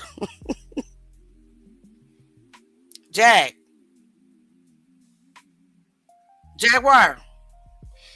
All right, so guys, I'm not able to hear her, so we're gonna go ahead and end for tonight. One more time. Meet us tomorrow, same time, same place. Love y'all. Peace and love. Now I gotta find my. This ain't clout. No. This ain't views. No. It's truth. It's pain. Hey. No matter where everybody drop still goes in the comments. Truth gang. Come on, y'all. And I ask that you will all pray for every victim out there, every family that's hurting in the name of Jesus. Or you may call them Yeshua. Every lie getting heavy, feel the weight that it takes. Just pray. No silence, no fear. We've been carrying pressure. Carry that. If it's dark, we bringing light. Now it's now, it's never. Right now. True game, we've been standing through the pain in the rain. Through it all, every loss, every tear, yeah, we carry the names. Say they name. No matter where it lead, we still stand. Still stand. 10 toes in the fire, it's the truth game. We don't move off feelings. Hey, we move off facts. Paperwork timeline. Hey, yo, we double check that. If it don't add up, then we questioning it. If it's hidden in the dark, we addressing it. They want silence, they want fear, they want control. They want narratives push that we don't expose. They lie, but we build different, yeah, we cut from truth. Real talk. We don't water down proof just to make it sound smooth. No way. We ain't running from nothing but a lie. Nah. And when we do run, we running towards the truth. Go time, every step heavy, but we still don't fold. Because the truth worth more than gold. We've been hurting, but we still don't break. Don't break. Don't break. Don't break. Every lie getting heavy to the way that it takes. Cause we want what, guys? We want the truth. The truth. Nothing but the truth.